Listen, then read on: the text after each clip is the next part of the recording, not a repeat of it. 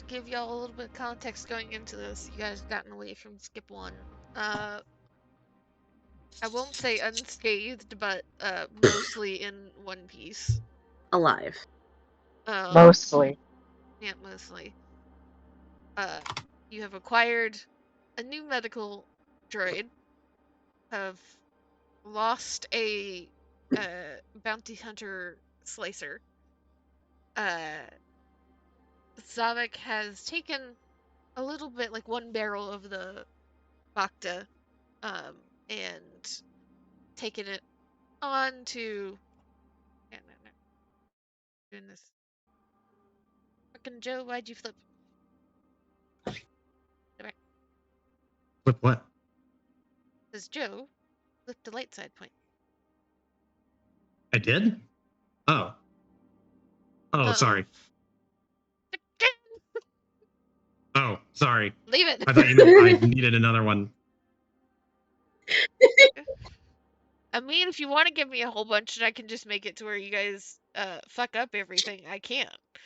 Ship crashes. Yeah, Tia, how about going through another asteroid field? Oh god. Zavik has taken a barrel of Bacta off towards where Kana last knew Lissy was. And you all are headed to Coruscant, to the heart and soul of the Republic. Some of you a little bit more happy to be heading there than others. From Skip 1, it will take about a week and a half, all told, to fly there. So you have several days of downtime to rest and recover in various ways. But with all that being said, you're now deep into a jump.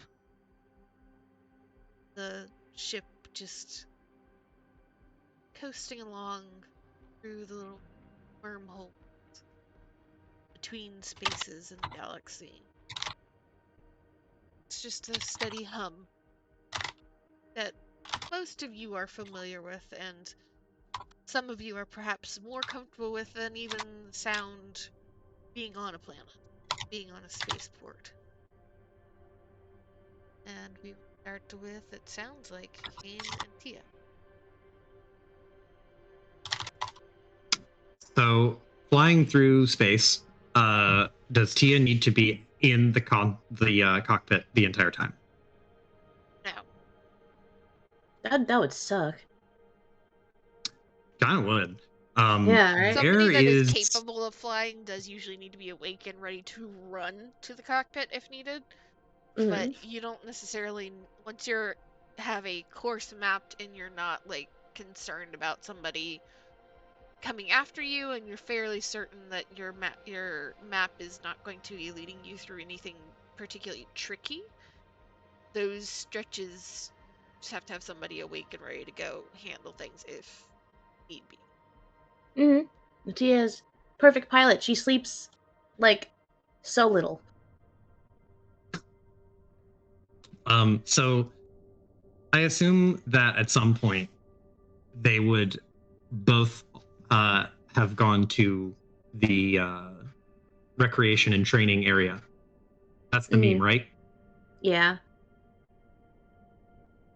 Do you want to roll off to see who gets there first? I mean, what time does Kane wake up? I imagine he wakes up like medium early. Somewhere on the order of like 7:30. Like not so early that it's insane, but earlier than the average person. Okay, because I feel like Tia routinely just gets up at like 6 a.m. Because she sleeps for 5 hours max. So she gets up, she does her like routine. Morning workout is part of that. Well, she probably thought she'd be alone. She got up extra early this time. Because fucking last time she saw Kane, it was weird. Kane is not going to not go to the gym. So at some point he would just walk in at his normal time, early, and then Tia is there, what would Tia be doing? I imagine that she's already done her warm-up, and I feel like she's got, like, her data pad just, like, playing music, because who doesn't listen to music while they work out?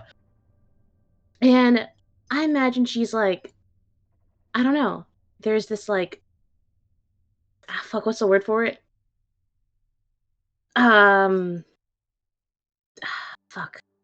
The bag thing that you hit? Oh, like a punching bag? Yes! Thank you. I don't know why I didn't think of that. Mm-hmm, Yeah. mm-hmm. But I imagine she's, just, swapping up the stance. 1, 2, boom, boom. Jab, jab, cross. Having a good time. Does not see Kane walk in.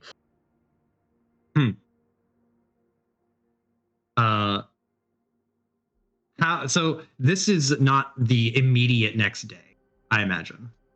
I imagine it's been like 2 or 3 days, probably. Yeah. All right. And their schedules probably just haven't lined up so that they're both here at the same time. Either because Kane was there first and Tia didn't want to go in, or because like Kane didn't work out that day, or Tia got there and got out before he was there, or whatever. Like just various reasons. But today is the unfortunate day. So Kane will walk in and see Tia there. He kind of chokes up and freezes for a second. He. Oh, Iris is restarting her computer. Hello again. Hello. Yes, it's computer, Kira. Hey. Oh, perfect. But should we wait for Iris, you think? No, because this is between your two characters. Keep going. Yeah, fair enough. And Kane would see Tia, and there's that moment of hesitation where he kind of chokes up for a second, and then, or not chokes up, but like hesitates. But he'll just exhale and continue and go through his morning routine. Would Tia stop if she noticed he was there?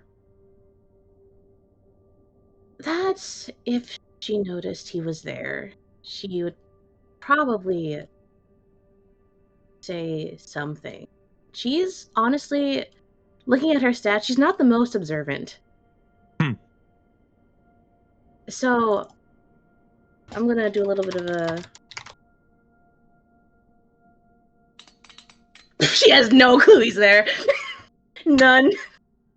She's like facing away from the door, so he can see her perfectly, but he's like right in her blind spot. And she thinks she's alone. She's having fun. She's probably singing along to the songs too. If she has none clue. Kane works out with no music. He just works out with in silence. Fucking sociopath. He's a little weird. I'm not gonna lie, it's weird. It's a little weird, but he will, like, if Tia's singing, he'll like do the little please, like, personally doesn't care if you listen to music, but please just don't sing because I need to focus. Oh my god, please! I don't want to be weird, but I don't want to be sit here in silence. Probably doesn't know it's the first ahem, but the second one she does, and she jumps out of her fucking skin. There is a yelp. Her punch is thrown off completely. I imagine she fucking trips on the fucking punching bag, because I imagine it's the one that has like water in the bottom. Mm-hmm. And just head over heel, just fucking tumble. And will walk over and will offer a hand. Sorry, didn't mean to startle you. Good morning. How long were you here? Just for the last bit of singing.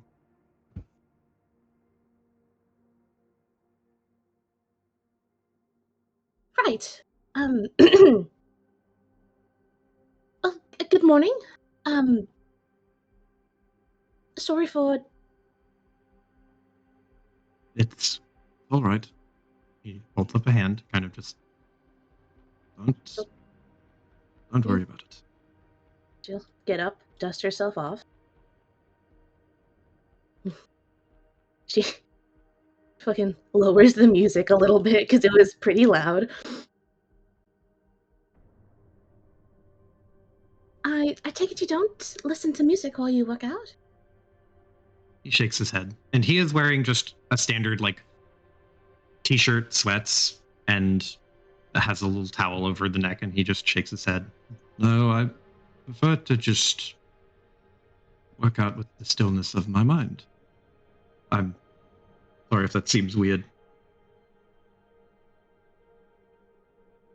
She just blinks at him. And then she's also got gym attire. She's rocking sweats and sports bra. And she just the idea of just working out in silence just seems so foreign to her. But she just shakes her head, waves it off of like, no, it's not weird at all. It is. It is weird. She's lying. Just a little eye twitch, and he just goes, right. Well, I will leave you to it then. Just you. I would ask that you don't listen or don't sing while I'm training, if you don't mind. I will try my best not to. Though some of these Yeah, are well- rather catchy. He will just awkwardly nod. Right.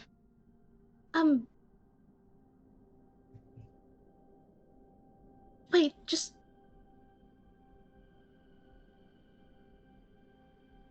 Do you have a moment? He turns his head and blinks. I suppose. What for?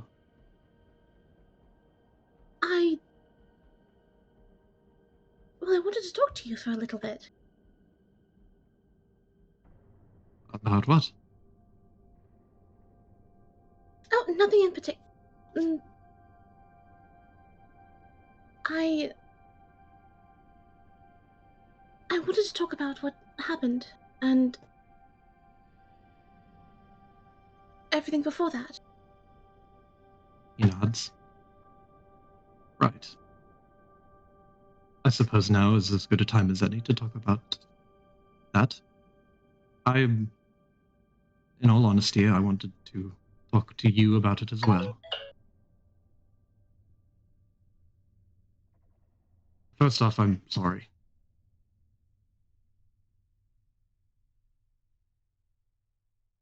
You're sorry? Yes, I'm sorry. I was upset, and I didn't know. I still don't know everything that happened. If he still somewhat needs time to recover. But he shakes his head. I just wanted to clear the air because I don't have any ill will towards you. I hardly know you. I can't hate you. Not rightly. So I'm sorry if I came off a bit strong.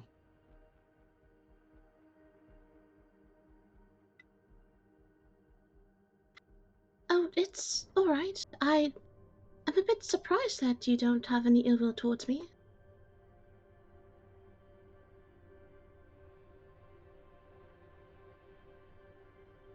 He tilts his head.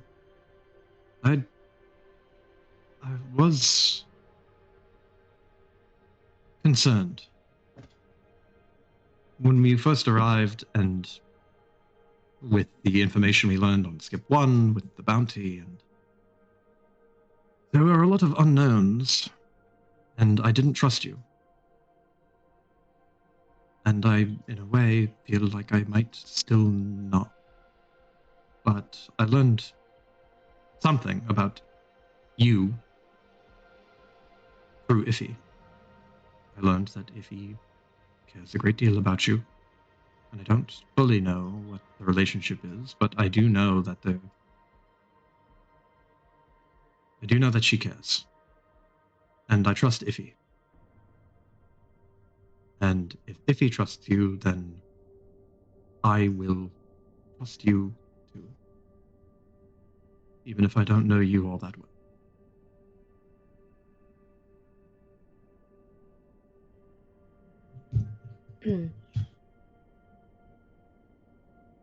Dia has like a little towel of her own that she has in her hand, and she's kind of rolling it up with her left hand around her finger, kind of this gesture of she needs something to play with, as she thinks. She kind of tilts her head a little bit, and all she really feels right now is just a lot of guilt. Because usually she doesn't stick around long enough with people to feel guilty. But now she is, and oh man, this shit sucks. But she tilts her head back upright, and it kind of looks like she's kind of steeling herself for something, as if she's preparing to just jump a fucking chasm. I can't exactly blame you for not trusting me. Well, I also wanted to apologize to you for everything that I've done. Mostly for lying to you.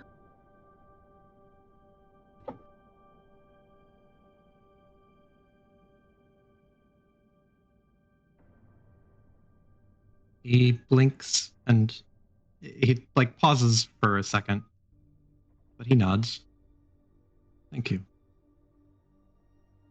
It might seem small, but it means a bit more than you would think. It means a lot. Phew. Let out a breath of like, okay, I said it. I really am sorry. Every time I lied to you, I did feel guilty afterwards, if that's any consolation. He waves a hand and kind of gets this, not like a disgusted look, but like a grimace, kind of. And he just kind of goes, your feeling guilty does not mean anything to me. Uncomfortableness is not something I wish for someone. I just wish for... He shrugs. I don't know. I don't know what I wish for. I guess I wish Iffy had told me. But he throws up a hand, kind of like not angry, but more like a pseudo surrender. And he just goes, but she must have had her reasons not to. And I still trust her judgment. No matter if it excludes me in some way.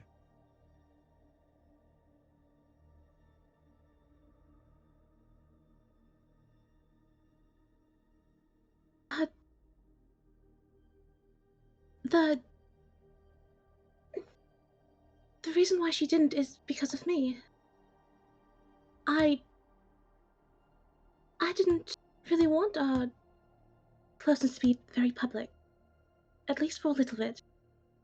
But she did tell me that she told you about me. Just, she didn't tell you that it was me. He slowly nods and then nods a little bit faster. It makes sense now. In hindsight, it all starts to fall into place. Do you mind if I have the bag? And he points to the punching bag. Oh, sure. Of course, I just finished my workout with it.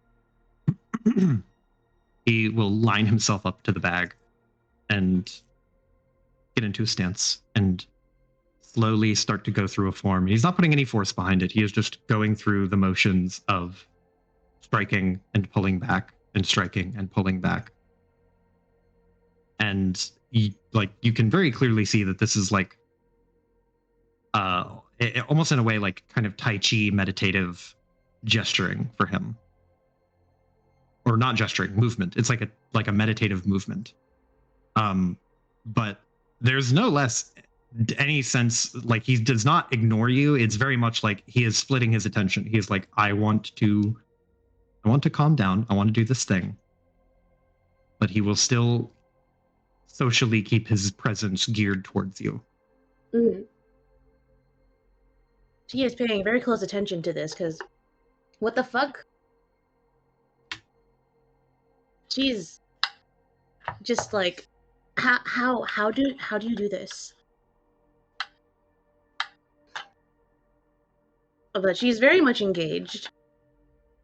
It's kind of like she is like a decent enough person. She knows how to throw a punch. She knows how to dodge, how to kick. But this is like actually trained. I'm assuming like this is the real deal shit. And she's like, what?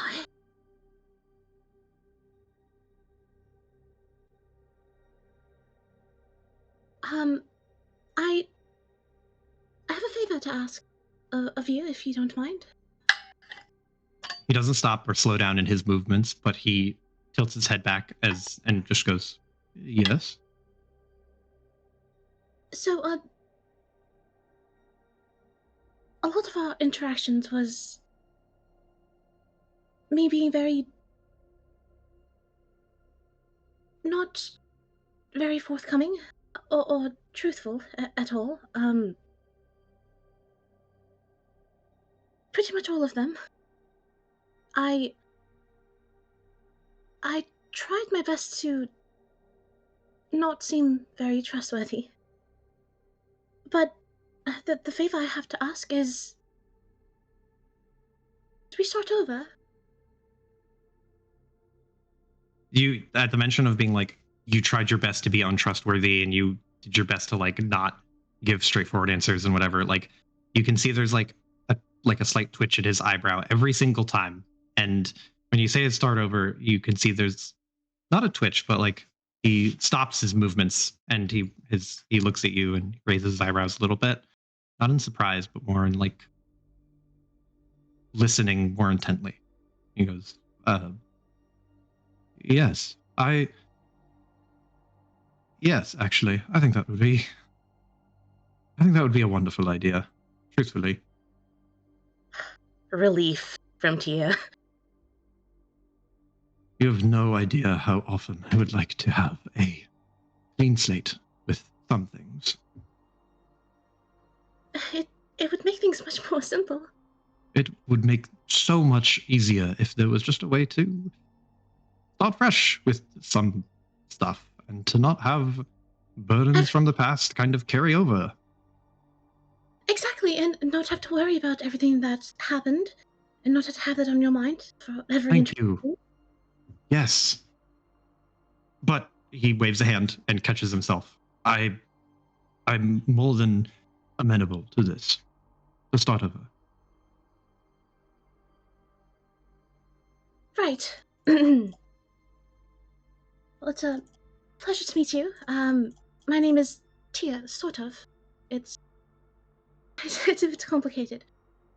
Not really. It's just Tia. And I am Connie's best friend. He like nods and will hold out a hand and he'll say, I'm Kane Utrecht, and I was also Connor's best friend, and well, we trained as Jedi together for a time until I was no longer a Jedi. She nods, she takes his hand, shakes it. Her hand is just very warm. And there's just like, I don't know, this small little joy in her shake of like,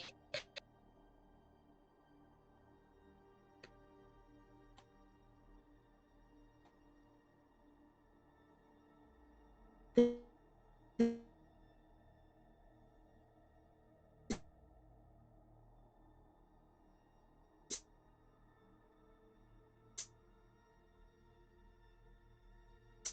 good. Angry. Oh, hello? Hello? I think my internet just died for a second. You did get real robot-y. I was hoping that Did. was like just me. Okay, I okay. didn't know if What it was the was last- just me or not either. What was the last thing you heard clearly? She just, I had just finished my statement. Mm-hmm. I didn't hear anything after that. Oh, okay, cool. Then Tia will take his hand and shake it, and her hand is warm, and it's just there's like a little bundle of happiness in it. Mm-hmm. And she seems very happy. There's a big smile on her face, a little crinkle in her nose. And I don't know if you heard the description of Kane's handshake, but it's Nope. firm but gentle. You can tell there is force that he could put, but he just isn't. It's like the handshake of a gentle giant person, even though Kane's not like giant.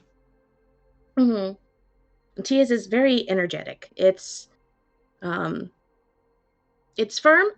but it's a little faster than your average person would handshake.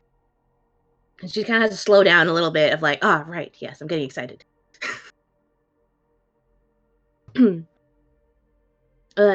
She smiles and she says, looks like we have a bit in common already with Kona. Oh, it seemed. She never mentioned you, but I don't think that means anything about you. And you can see that he says that more with not like with conviction, but more of like, right? She just forgot. Not because you're not because you're like a horrible person who's not worth mentioning. Right? She also didn't really mention you much either. I think she might have mentioned that Kainu at some point, but that was a very long time ago. She never really brought you up again after that. He scratches the back of his head. Kainu was my nickname. That she gave me.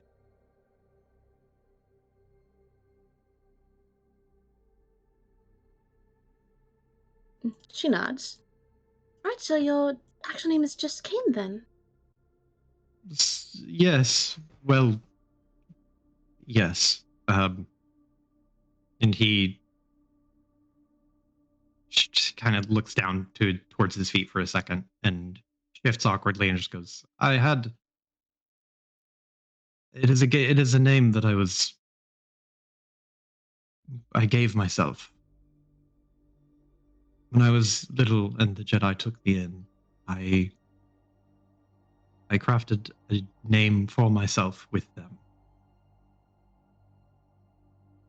Something that I could build. And I built Kane. And he gestures to himself like, yep, that's me. So I don't know what on God's name it thinks I'm doing with these permissions. I'm also seeing those. I'm not touching anything. Same. Oh well, we'll just ignore it. But Gia will nod. It's like, I can understand that. I also changed my name. Blah. I also changed my name slightly, just a little bit. Why did you change your name? I really didn't change it much. It's just about the same. Did you ask why? Yeah. Okay, sorry. Okay. I think I just wanted to distance myself from who I was before. He nods, and there is like a deep understanding. I can sympathize with this. I understand it. It's hard to distance yourself from the past when the past so adamantly tries to assert itself.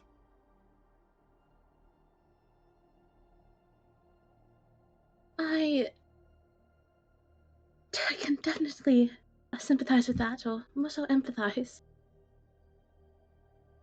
Unfortunately, karma has a way of catching up to me.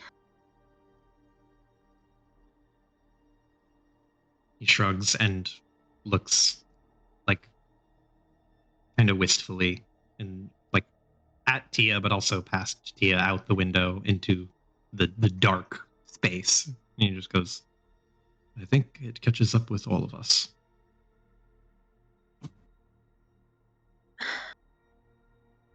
You ever thought I could try and outrun it? I'd gotten quite good at that. I never really got good at it. I tried once, and it didn't quite work out the way I had intended. And then I found Iffy.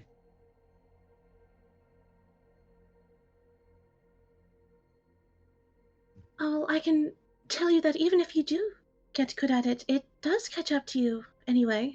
I'm a prime example of that.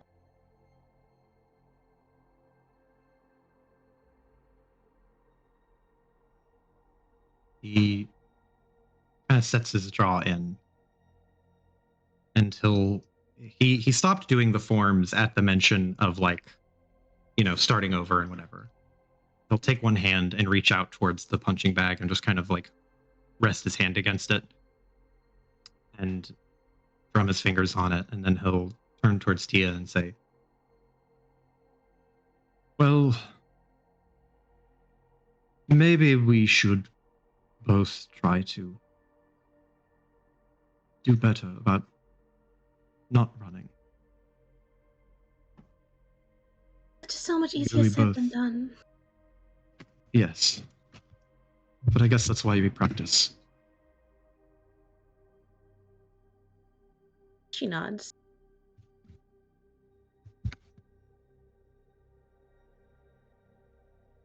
Right, it's something everyone else does, so we should be able to figure it out.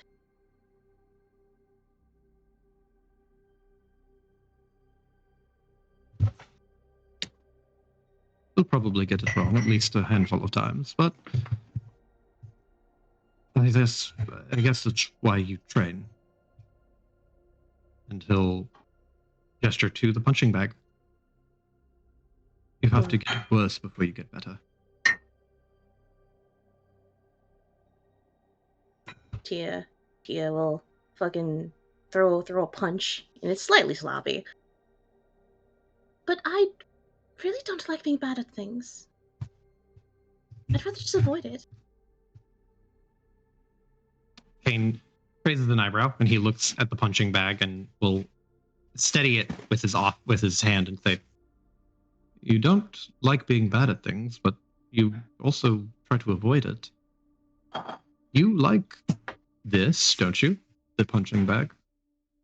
Of course I do. It's rather fun. You want to be good at punching? I think it'd be useful. Kane will, like, there's a bashfulness to this because he wants to just go right into teaching, but he's to be like, okay, look at me do it, and he has to therefore assume that he knows what he's doing. And there is a very intense reluctance of like, okay, I'm the subject matter expert. Watch me. He kind of flounders for a second, just goes, well, if you just watch me. He'll take a step back. Right. And he will get into the a position. He takes a step back, gets into position, and he will like exhale and throw one real solid punch square into the punching bag. And I don't know if you want to do any rolls for this DM or not. But he'll just throw one square into the middle of it. And it is like, You're good. Yeah. it's like a practiced, very clean, very textbook gesture. it would be a straight punch. Mm-hmm. And I imagine there's a good bit of rocking from the punching bag. Mm-hmm. And then Loki pogs. like he will gesture, like 2-point touch his shoulders and to his hips and show like the motion and be like describing the mechanics of a good punch. Mm-hmm. And then gesture to Tia and say, if you'd like to try it now, maybe. That was. Mm. How did you do that? It had a different sound entirely. Oh. Could you teach me how to do that? I could try. I'm relearning it myself. Old training, sort of. Come back to square one. It's something that I've always liked. And he just kind of stares off for a second and shakes his head.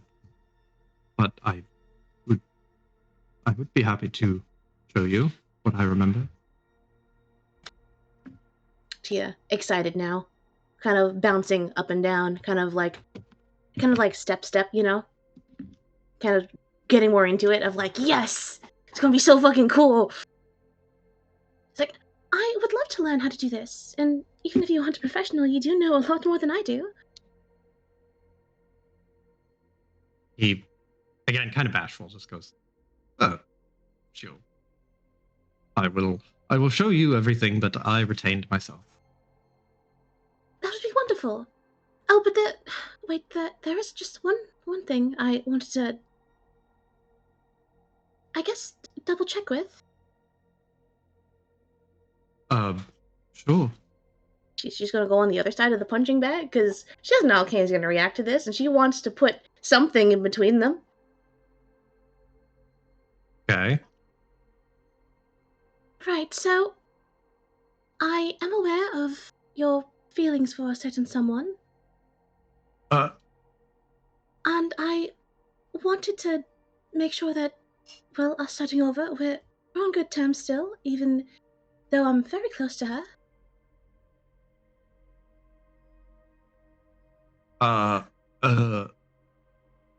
I'm not sure what you mean. Kane, I saw how you reacted when we were on Bilbringy. I talked Did about you? you. I do have eyes. I mentioned that the two of us spoke about you and you clammed up entirely. I know what that reaction is.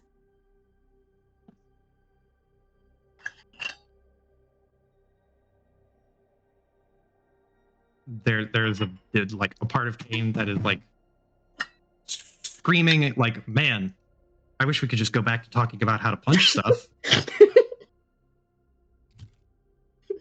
Hey, blame Kana and Zavik for being like, hey, Tia, you should be honest. But she's like, just waiting for a response, just like bracing behind the punching bag, as if casually like, no, I'm just gonna brace this for you. Yep, that's why I'm over here. Huh. Huh. What? What? What was the question?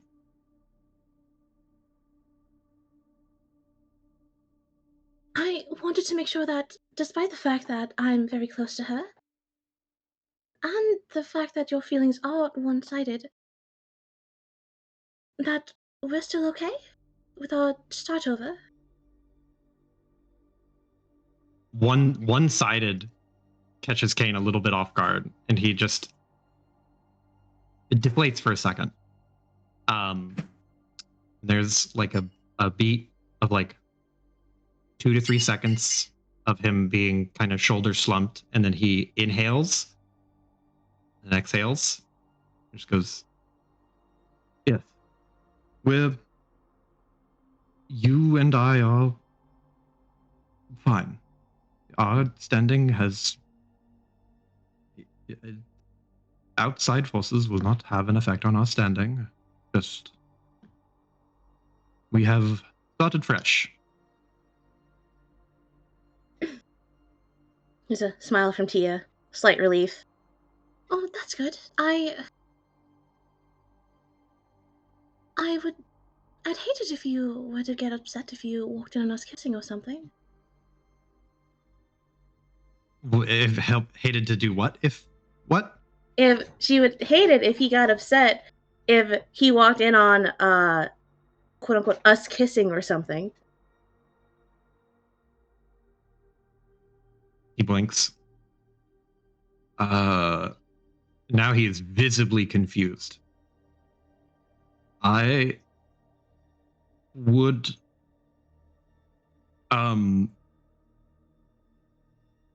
you know, I wouldn't. I would be okay. He lied. How good of a liar? I imagine this lie is like mediocre in execution. Mediocre he is just too off. He's too surprised. Like, where the fuck is this coming from? Yes, he is now imagining Tia and Kana kissing, and him walking in on Tia and Kana kissing. Now, for those above table, Tia is talking about Iffy, if it's not apparent. So there's a huge miscommunication here. Because Tia believes that Kane has feelings for Iffy. She does not know about his history with Kana. But she sees that fucking mediocre lie, and she kind of just moves her head to face him better from around the punching bag, leaning onto it a little bit more. Are you sure, though? I really don't want you to be hurt by this. And I understand if it would, I can try to keep the PDA to a minimum around you if you'd like. No, it is. I will be okay. There was something that my old mentor imbued upon me, which was to do without. I'll be okay.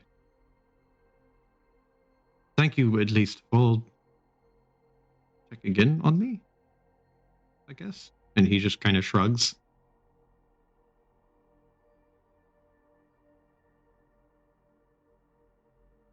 There's a little bit of a sad smile, just like, I wish things were different. I'm so sorry I'm dating your crush, but I don't want to break up with her kind of smile. So we're kind of just shit out of luck here. Right, I do apologize. You don't have to be sorry. I still am. I know that culturally it would have never worked out either anyway, but I still do feel guilty for it. Kane shakes his head and reiterates, your guilt is not something that comforts me. Keep your guilt. It is...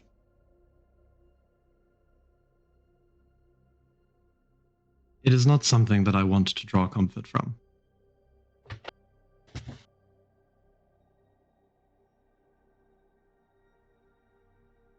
I appreciate your consideration. But you both are your own person.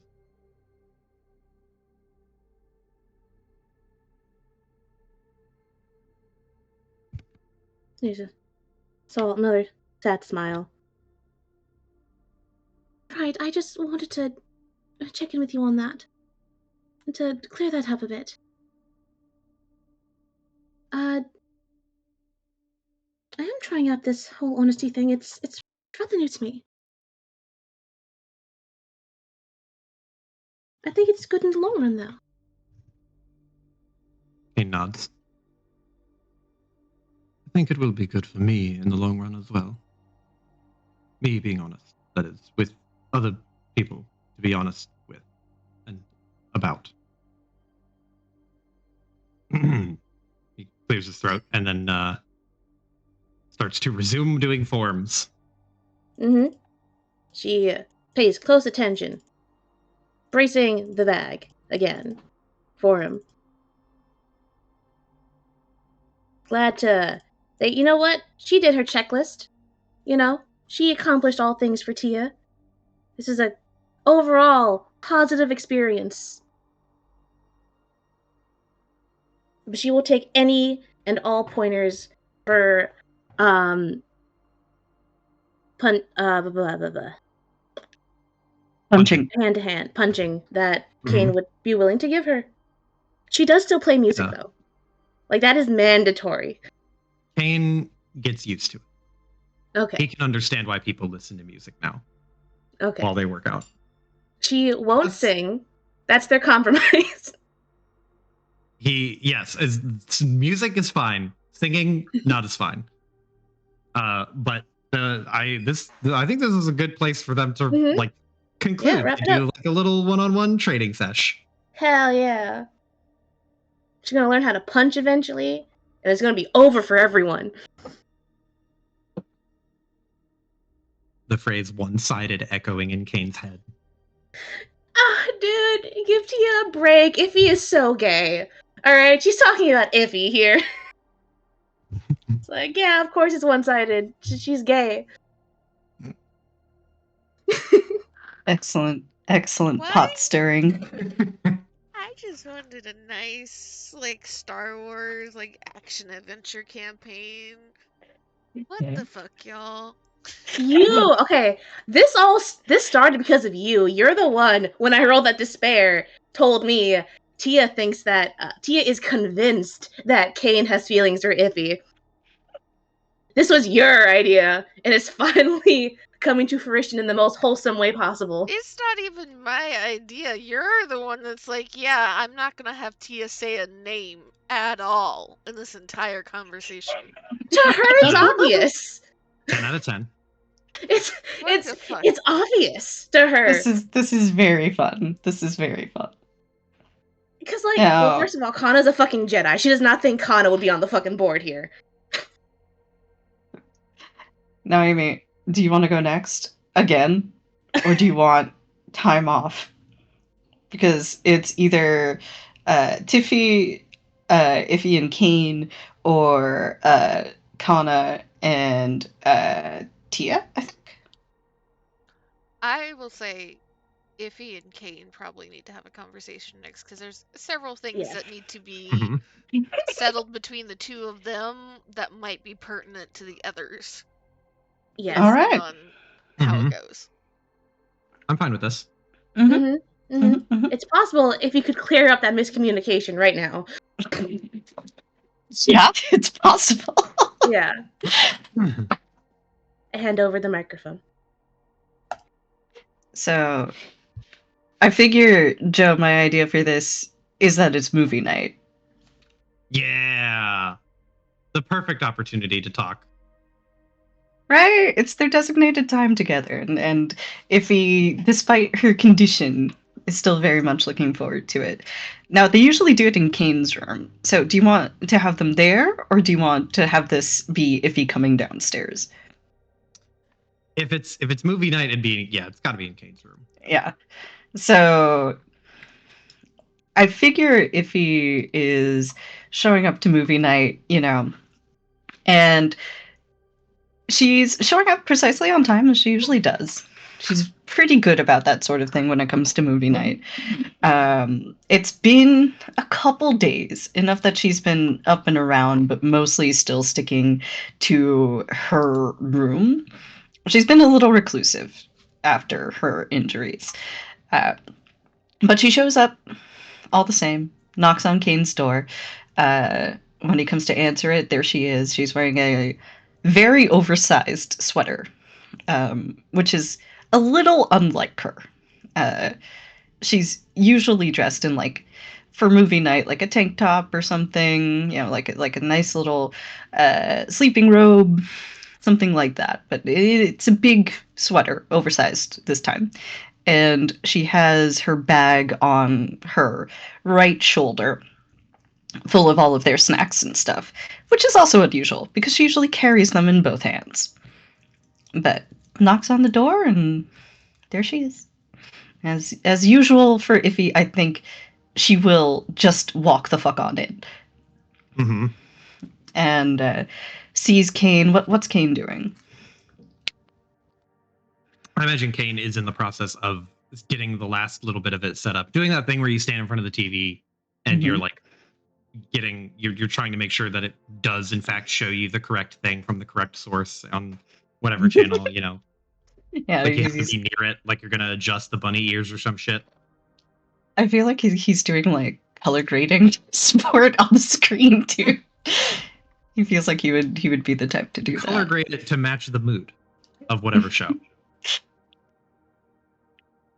So if he walks in, watches him doing that, just smiles, shakes her head. All right, what do we got on the menu tonight, boss? Well, something I haven't watched in a long time. A favorite. Something I wanted to revisit because truth be told, I wanted something nostalgic to look back on. So, you've already seen this, but it will be a good treat nonetheless. If he nods and she sets the bag down on the bed with one arm and then starts taking the things out of it again, one-handed, single item by single item. Oh, nostalgic, huh? Well, I gotta admit, I could do with some old-fashioned comforts right around now. It'd be nice to revisit something, especially something means a lot to you. It slows down for a second as he's like adjusting something and kind of thinks about that phrase. And then continues, like picks right back up and nods. Yes. And and he'll stop. Up to this point, I imagine Kane hasn't been cold to Iffy, but he has been a little bit distracted or absent-minded.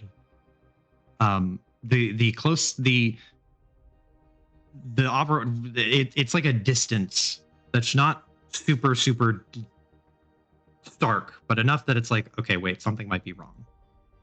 But you can't just outright address it, right? But he slows to a stop, and then we'll turn and say, I do want to watch this with you. I don't want to cancel movie night, but it would be remiss of me to continue as if nothing had happened. Skip one was a lot iffy. We haven't really talked about it. As Kane is turning and slowing down, there's a weird mix of emotions on Iffy's face. At first, she's a little, like, a slight wince, but that fades into something that almost looks like, a bit like a smile. She tilts her head. You know, a couple months ago, I don't think you would have been the one starting that conversation, Kane. He blinks for a second, and there's a little bit of like blush to his cheeks, and he shrugs and just goes, "Well, I think you might be right about that. Thank you, I suppose." Oh, go on. Oh, go ahead. All right. She nods and stops for a moment, looking down at the bag, opens and closes her hand a couple times, takes a breath. Yeah, skip one sure was a lot. There's a lot to talk about, so... Do you want to get the worst of it out of the way? He will walk over and sit down halfway beside her and halfway across from her. Like, I imagine it's that position from the couch where you're not directly beside the person. You're sitting slightly off to their side and kind of tilted, angled towards them. And he will sit there and nod and say, "Please, from the top, I suppose. Wherever you think is best." Well, I guess there's something I should tell you before I tell you.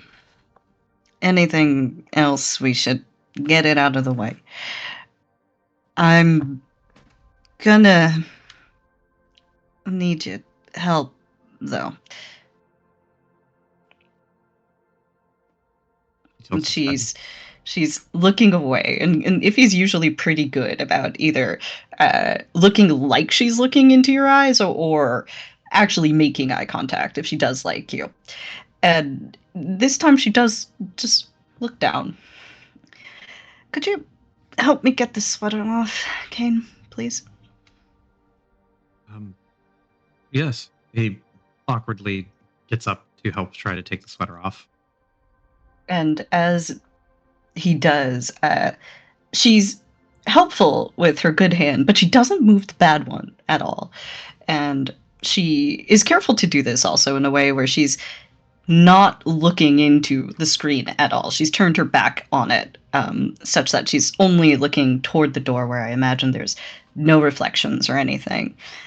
And as she does, she's wearing like a simple shirt underneath it, but the scars are extremely obvious. She takes a deep breath. So, I guess the biggest thing to know is this. I can't use the arm anymore. I can't feel it. And I'm gonna need a lot of help with it. Because as it turns out, there's a whole lot of things you can't really do one-handed. Did you know that, Kate? Did you know that? He looks a little like his heart hurts, but he nods. "I'll help you. Always."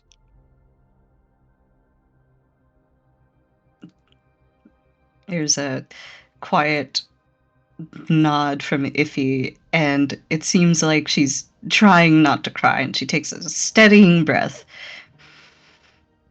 Okay, I'm gonna level with you. I don't really want to dwell on this part too much, this whole thing, but gesturing to her arm. But I just needed to get it out first, because it's the big thing. I hadn't expected it to turn out like that. I know that sounds weird for me, because I always plan for everything, of course, but I guess I just sort of figured that it would go okay and I'd be regular height, or... Well, it wouldn't go okay. This situation is a little more than I had accounted for. But, I thought you deserved to know, and that I should tell you, even if I didn't tell any of the others. Please don't tell any of the others about this when we're on Coruscant, even on the ship. Please don't tell anybody else about this. Kane, he looks a little incredulous, and there's a furrowed brow that is somewhere between like, "I understand," and also, "How?" And he opens his mouth and says like,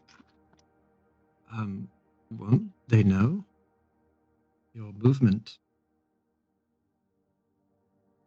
Well, that's the trick of it. All I gotta do is practice until nobody can tell, right? If anybody found out back home, it would be real bad, King. Real bad. He nods.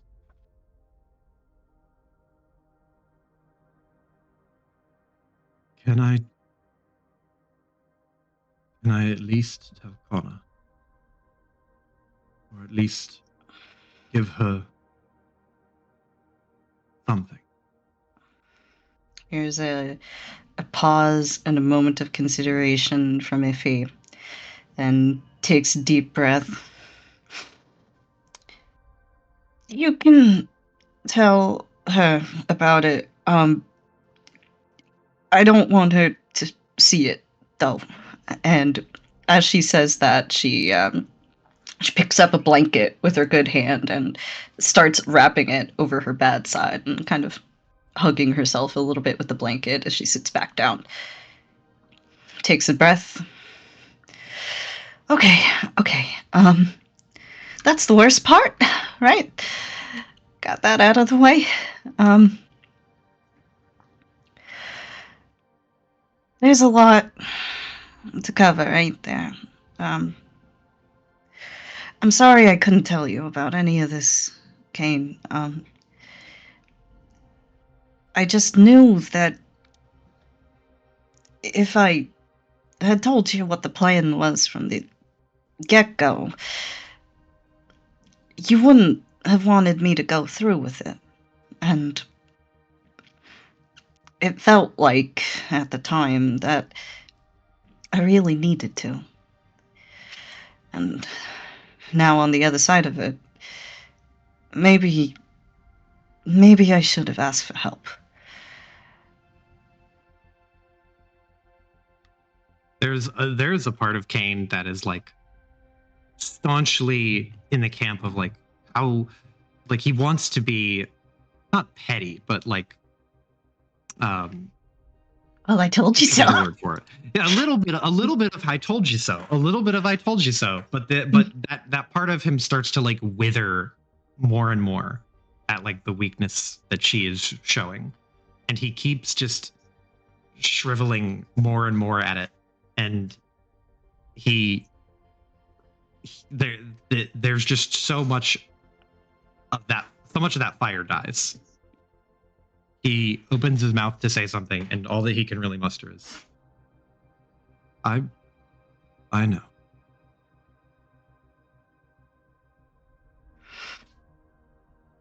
There's another pause and another breath from Iffy. You know, I wanted to tell you sooner, Kane. I really did. This whole situation, it's, well, I'm happy. Obviously, you don't go running around throwing yourself in front of a disruptor rifle for just any old broad. But it just, part of me did feel wrong not telling you about it. He holds up a hand and says, I at least appreciate that you know now. I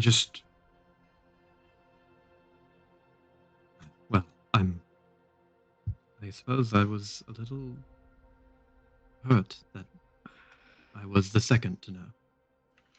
But you can't help who you connect to. I don't hold anything against Tia. If he nods, and it does make me happy to hear you being real kind about the whole situation. I know getting a letter like that must have been pretty heavy given the circumstances, but Kane, if it wasn't for you and if it wasn't for Tia, when I realized the state I was in when I woke up, if it wasn't for the two of yous, I don't know what I would have done. I felt like at least I could tell you two. And at least I could have the two of you with me. And the last thing I wanted was for there to be any trouble between you, because I think you guys actually have a lot in common. Sometimes a frightening amount in common. I think so. I don't see it. If he laughs, you know, she said the same thing when I mentioned it. He is not put off, but there's a little bit of like a, oh, well, okay. But he shrugs and just goes, maybe we do have some in common.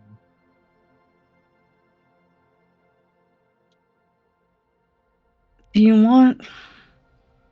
want to know exactly what happened? Bit by bit? I guess I didn't really give you very many of the details, did I? Shakes his head very slowly. No.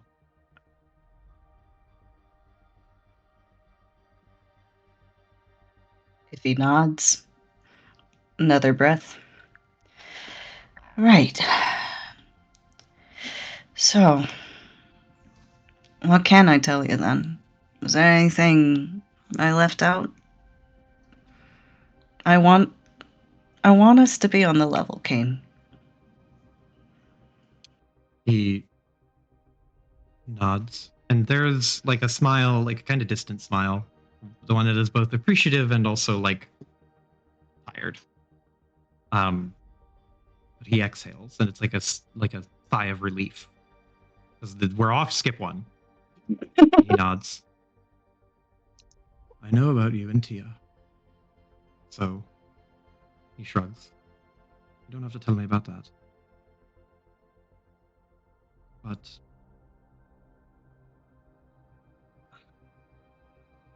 next time, at least tell me. Even if you think I'll get in the way. And he looks up at Iffy. And there's a little bit of like a mischievousness as he says this. I might surprise you with what I'm willing to try. But I will admit, that last plan I would have been completely against. But maybe not the next plan.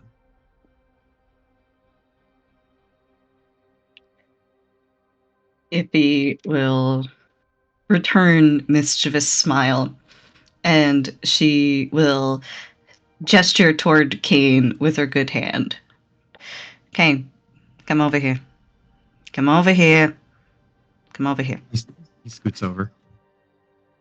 Iffy will one arm hug. Oh. He returns the gesture, like trying to be very careful of her other arm. I promise that I'll tell you next time something like this comes up. Although, if I'm being honest, this is gonna sound crazy. You okay if I sound crazy? He nods. I'm okay if you sound crazy every once in a while. When I'm with her, it doesn't feel like there's ever gonna be anybody else. It feels like this is the last time I'm ever gonna be introducing you to somebody I'm seeing. He kind of puzzles on that for a second. He pauses for a second and says, so where does that leave me? What do you mean? Where does that leave you? Well, he awkwardly shuffles away from the hug and kind of faces Iffy. I assume she'll be your right-hand person, right? Iffy, sad smile. Kane, it's gotta be the left now. Right. Sorry. But There's a pause. You're both really important to me. Mm. It's in different ways, though, you know? Although I've been with her for a much shorter time, and things feel crazy intense over there. You're one of the most reliable people I know.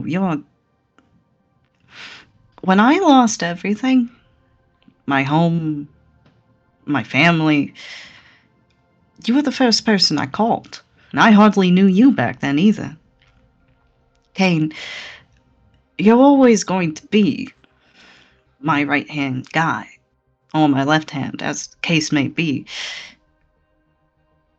No matter what happens, you're still my best friend.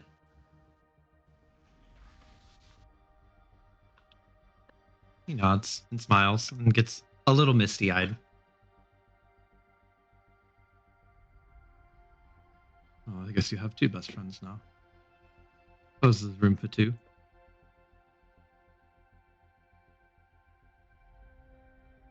And besides, somebody as capable as you are, with all this drive to do good in the world, what are you stuck doing with me, huh?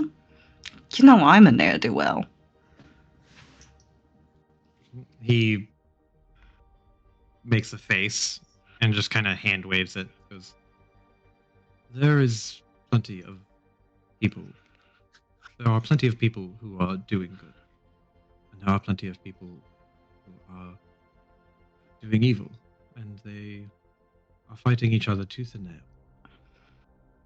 I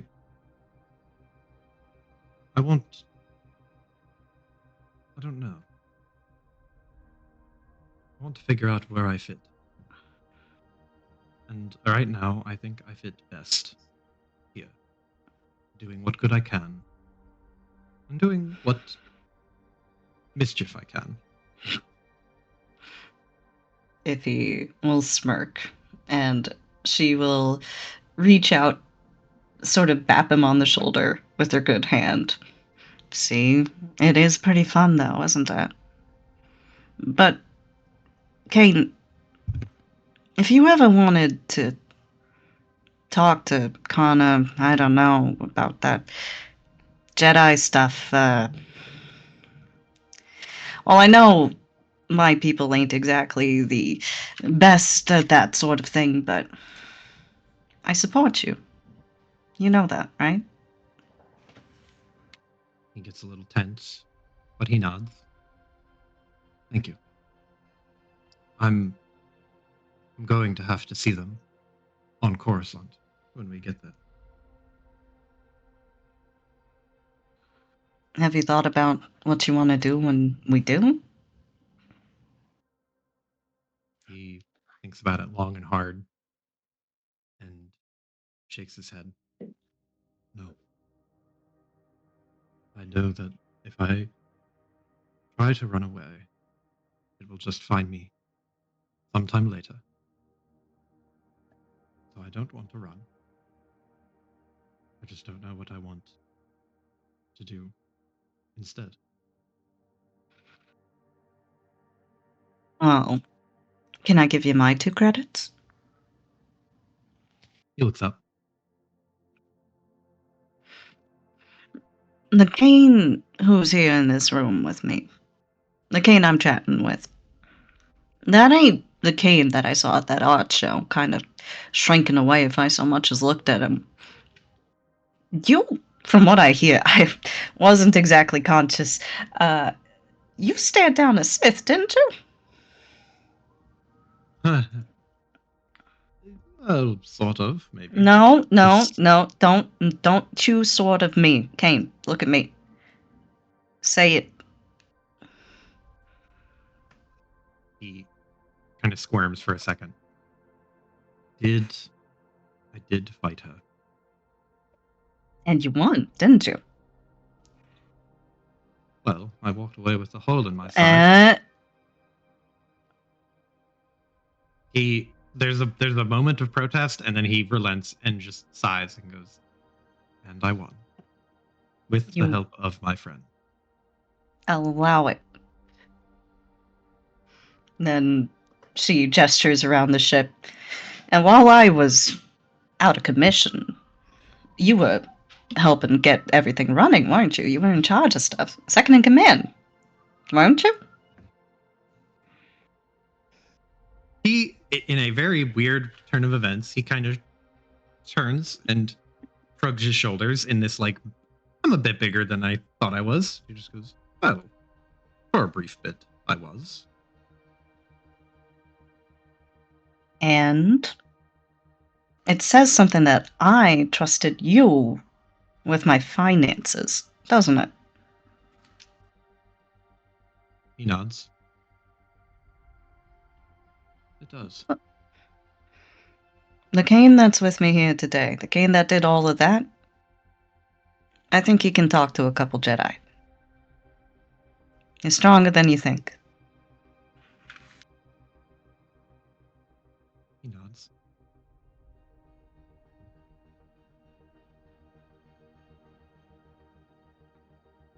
He looks up at Iffy and there's a hesitancy. And he says, I will talk to them. And I want to do it on my own, I think. I think I need to do it on my own. There's a pause, sharp breath, and a proud but also kind of sad smile from Iffy as she reaches out and pats him on the cheek. You know, I always knew this day would come. What day? My little Katie's flying the coop. Please. I am not leaving this ship. Not so long as I have my own room. And my own movie theater. And he gestures to the TV. Well, it'll be here waiting for you when you get back talking to them. And Kane, even if you're dealing with this on your own, you always have a home on this ship. You always have a home with me. I got your back. He smiles. And he will lean back in and like put an arm over Iffy. Thank you. As a nod. Right, so, repeat viewing, right? Repeat. What we got? It's a romance. I know. But it's a favorite. And he will flip it on. If he will smile and lean back. Kane, Hmm. can we look at that crystal again? After? He blinks. The crystal from my lightsaber. Yeah, that one. I don't know, something about it just makes me feel calm. He ponders this, but he nods. Sure. Sure. I'll get it after this. Good. Now, can you open this wine bottle? Because I haven't figured that one out yet.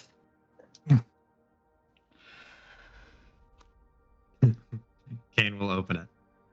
That's a good one. I feel like that's a good spot for them.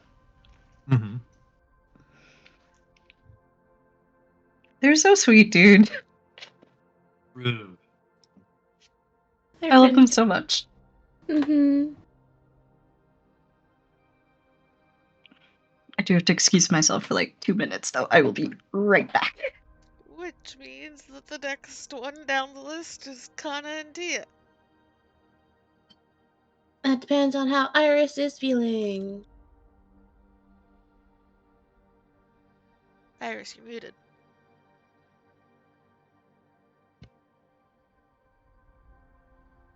Iris! Oh, she's typing. She's here.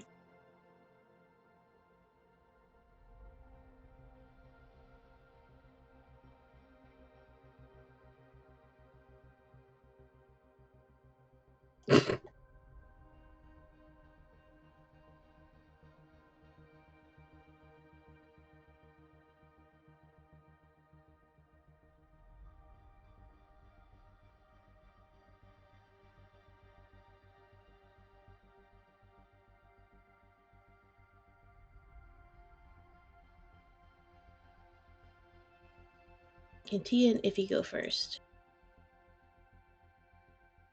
Oh, have you been drinking water? Drink more. Sipping.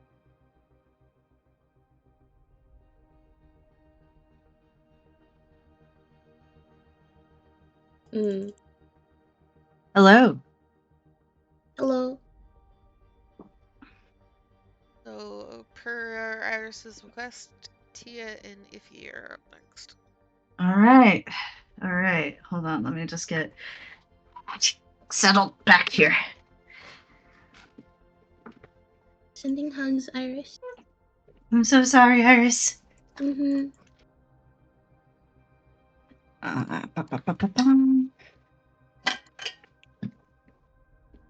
Okay. So the tippy scene I actually see is happening very early on. Is that where you are with it, Amy? Mm-hmm. I figure... Because I feel like they would talk the first time if he wakes up.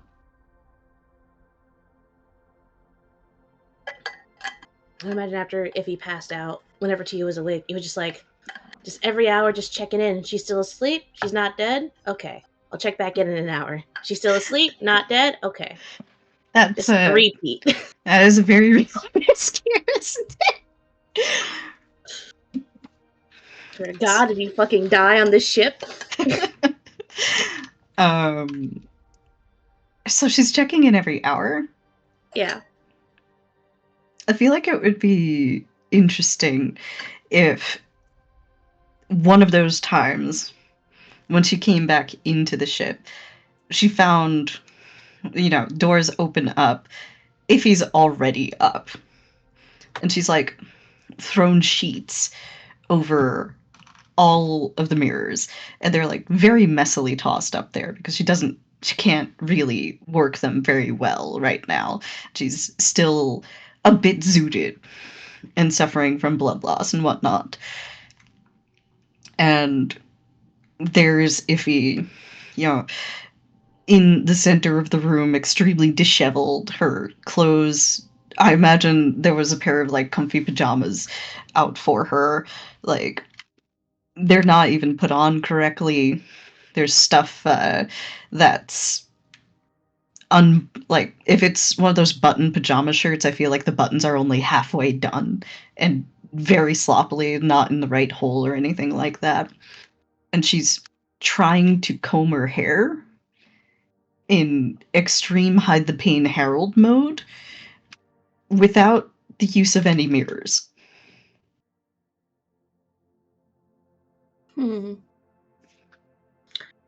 Oh, Tia was kind of 90% expecting that she's just going to still be asleep.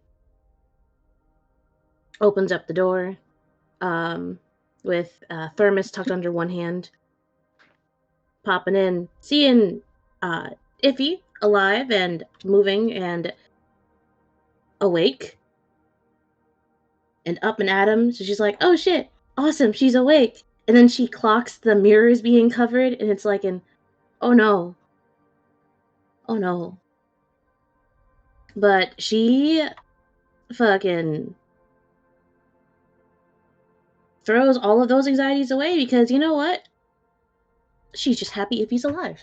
And she's just going to be here and cheer her up. And you know what? She brought breakfast. Because every time Tia walked to check in on Iffy, she brought a snack of some sort. So she pops in after a second of hesitation, closes the door, hops right up behind Iffy. Hug from behind. And she presses like a kiss to the top of Iffy's head. Good morning, Starlight. I was hoping to be here when you woke up, but it looks like my timing was just a little bit off. How are you feeling? Oh, you know, doing great. Let me tell you, I can't remember the last time I slept that long. Really get my beauty sleep in, right? They do say that, but you're already as gorgeous as they come. I missed you, If. I'm so happy to see that you're awake. I brought breakfast for you, just in case you woke up. It's a smoothie. I made it with extra chocolate and strawberries. There's a sad smile, and I imagine that if his stomach rumbles because she's probably been out for like a day and a fucking half, and she hasn't had very much to eat. Smoothie time. Hand over smoothie. Open thermos. She accepts with good hand. A whole smoothie, just for me. You know, that's just how I like them too. It's real nice to have that, and to have you here. It's how my days should be starting. It makes it easier to deal with all the rest. She sip. And that's why I'm here. And why I'm going to stay here with you, for as long as you'll have me, that is. I want to be here. To see you every morning, be by your side as often as I can be, and if I'm lucky, to see you smile at least once a day. There's a sad smile on another sip. Well, it's a good thing you're pretty lucky then, huh? Though I don't know if you're gonna be saying that once you deal with Coruscant and politics and all that. Tia picks up the brush, now that Iffy's taken the smoothie, trade deal, and she stands behind Iffy and just gently starts brushing through Iffy's hair. It doesn't really matter where we are and what we have to deal with, as long as I get to look at you and see those gorgeous eyes looking back at me. Besides, I've been to Coruscant plenty of times before. It'll be fine. And I'll be right there by your side. There won't be anything we won't be able to handle as long as we're together. If he raises a brow. You sure about that? Being to Coruscant is different from sitting through meetings on Coruscant. Mm. Let me tell you, they sure can talk. There's other Hapens too, and now I'm gonna need help with my outfits. Love, part of my charm is that I can talk for hours, or I can listen for hours. It comes with being a total package. Tia just leans down and hugs Iffy again. She knows the subtext of what Iffy is talking about, but she is going to redirect it. And she is going to smile. Are you saying that you need help picking out your outfits? I would love to offer my 2 credits on what would look best on you. Could I dress you up too? I would love to do that, and do your hair and makeup. Nothing would make me happier. Could I please do all of that? If he is leaning into the hug, she is slightly less tense, though it's very much a slow loosening of tension. She's still kind of sad. That would be pretty fun, huh? Can't say I've done that with anyone else either. It's something special, you know? I think I could trust you with that sort of stuff, though we gotta do those fancy updos for this situation. It's all so formal. Tia is not dissuaded in the slightest. Still hugging Iffy, she presses kisses into Iffy's cheek. Of course it'd be fun. We'd be together, and that's always the highlight of my day. And yes, I am something special. Are you only now noticing? Only someone as special as I am could ever end up with someone as amazing as you are. As for your hair, I do love a challenge.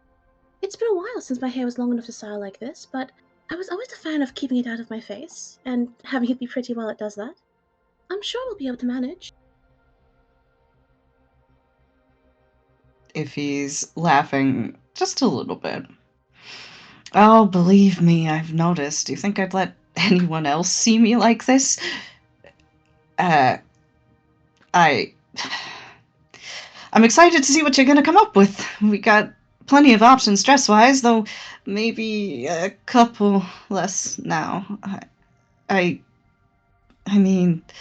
I think there are still a lot of different options at our disposal. Not to mention pairing dresses and other accessories together. Tia presses another kiss to Iffy's temple before straightening back up, going back to brushing out her hair. Just trust me, love.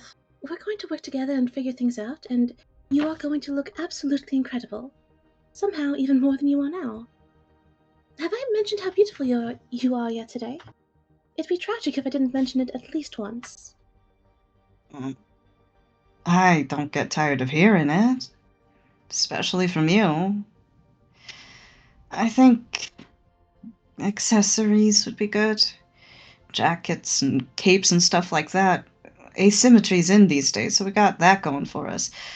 Oh, I think there is something we should maybe talk about. I hope it doesn't burst a bubble or anything. We're still on the boat. Don't get me wrong. Without you, I'd probably be overboard by now, to be honest. There's a slight twitch in Tia as she hears this, and she continues brushing Yuffie's hair, and she is trying to still the shakiness in her hand at, like, oh my god, what the fuck do you want to tell me now? What else is there? But she just, keeps it together. Trying to still the shaking in her hand by just continuing the brushing motion, if you won't notice if I just keep brushing. Alright, my love, what did you want to talk about? Is this something we can talk about while I do your hair? Or did you want to sit down together for this? I think you're kind of roboting a little bit, but I can make out what you got. Don't worry. It's nothing too major, I promise. It's just that when we're on Coruscant, when we're dealing with people from back home, Hapen's are vengeful like you wouldn't believe. They're always looking for any sign of weakness. I think just in those two cases, it's safer if we act like we really are just a bodyguard and a boss. Tia, whose hand was like slightly shaking as she was just brushing through Effie's hair at that, just pauses. Is that all? Was there something other than that you want to talk about? Most of it, yeah. There's the other stuff too, about my but that's about it for me. I figured we should get our stories straight, Is there anything else I should know about with you? The stillness in Tia kind of just collapses a little bit. She just lets out just we're a losing sigh you. of We're losing you. I still hear Amy loud and clear. You, Kira. Oh, maybe we're losing me. Oh no. I still hear you loud and clear too. Yeah. I don't know, do you hear me being robot-y at all? No, you're good. Is it just me? Oh. It's the internet telling the two of you to fuck off. Girl. Can you hear me? Yeah, I can hear you. Okay. Well, Tia, who was expecting some other fucking scheme to come to light that would put her in mortal danger again, just lets out a sigh of relief. I'm so sorry. Another fucking... Amy, I can hear you perfectly. Yeah, Amy, don't fuck with anything. It's just the connection between the two of you specifically, apparently. Because I think all of us can hear both of you crystal clear. You just, Kira just can't hear you, Amy. This is bullshit.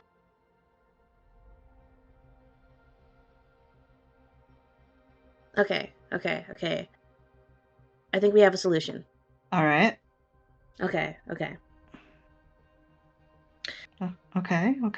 Okay, I see what you're doing. Cool. We got it. We'll figure it out. Mhm. Okay. All right. I think we'll Well, Amy, say stuff at length. Talk at length about something. Tell us about a fish. So the Fitness Gram Pacer chest is a fucking I actually don't know the copy pasta for that. If you want to talk about fish, I can talk about like goldfish. There's like placos that are really good for cleaning your tank. They eat the algae on them. You gotta be careful with those because they get fucking huge and massive. People always underestimate how big that they get, and then they have to rehome them, and sometimes just release them into the wild. Can you hear me still? Okay, I lost you for part of that. Did anybody else hear her? Yep, the entire time. Alright, I'm gonna go switch to my phone, and I will be right back. Okay. Anyway, what I was saying about placos, sometimes they are just like dumped into like a local river and it's very bad for the environment. Same thing with goldfish. They are carp, so they will just keep eating things and keep reproducing, and they can just destroy a pond or a lake. So, don't release your pets, everyone. PSA. It's very bad.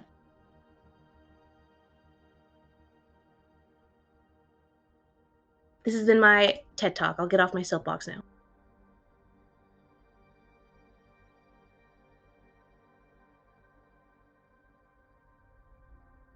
Alright, hello? Hello.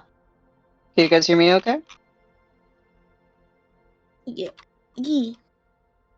Alright. So, where were we? If he told Tia what she actually wanted to talk about, and Tia, who was getting really nervous about it, just lets out a sigh of relief. Cause like, oh my fucking god, thank god, okay. But she lets out a sigh of relief, her shoulders slump a bit when they were tensing, and she just continues brushing Iffy's hair. Happy as a fucking clam. Oh, thank goodness, I was so worried that there was another life-threatening scheme or plan you enacted without telling us. Keeping our relationship a secret from other Havens or Coruscant officials is more than doable. I can just be a regular run-of-the-mill bodyguard and pilot whenever needed. At this point, Tia puts the brush down and she starts just like very gently braiding Iffy's hair. But if that is a fair bit about me that I still haven't told you, it's a bit complicated and, well, saying it out loud is a little silly. It may seem like I'm not even a real person, like this is all from a story in a novel. Are you sure you want to know? I did promise to try and work on being honest, on not lying so much, but if you'd rather not know certain things about me to keep this image of a mysterious gunslinger alive, I understand. There's a moment of consideration, and if he flashes what she hopes is a soothing smile. Hey. I promised no scheming alone. And I can't exactly scheme if I don't know what's going on. A hound's gotta have something to sink a teeth into, right? To be honest, whatever it is you feel up to sharing, I'm up for hearing. We got, what, a week and a half? It don't gotta be all at once, but I figure someone as charm and roguish and interesting as you, gotta be a good story, right? And this whole thing already feels like something out of a Hollow novel. Sometimes I think I'm dreaming it.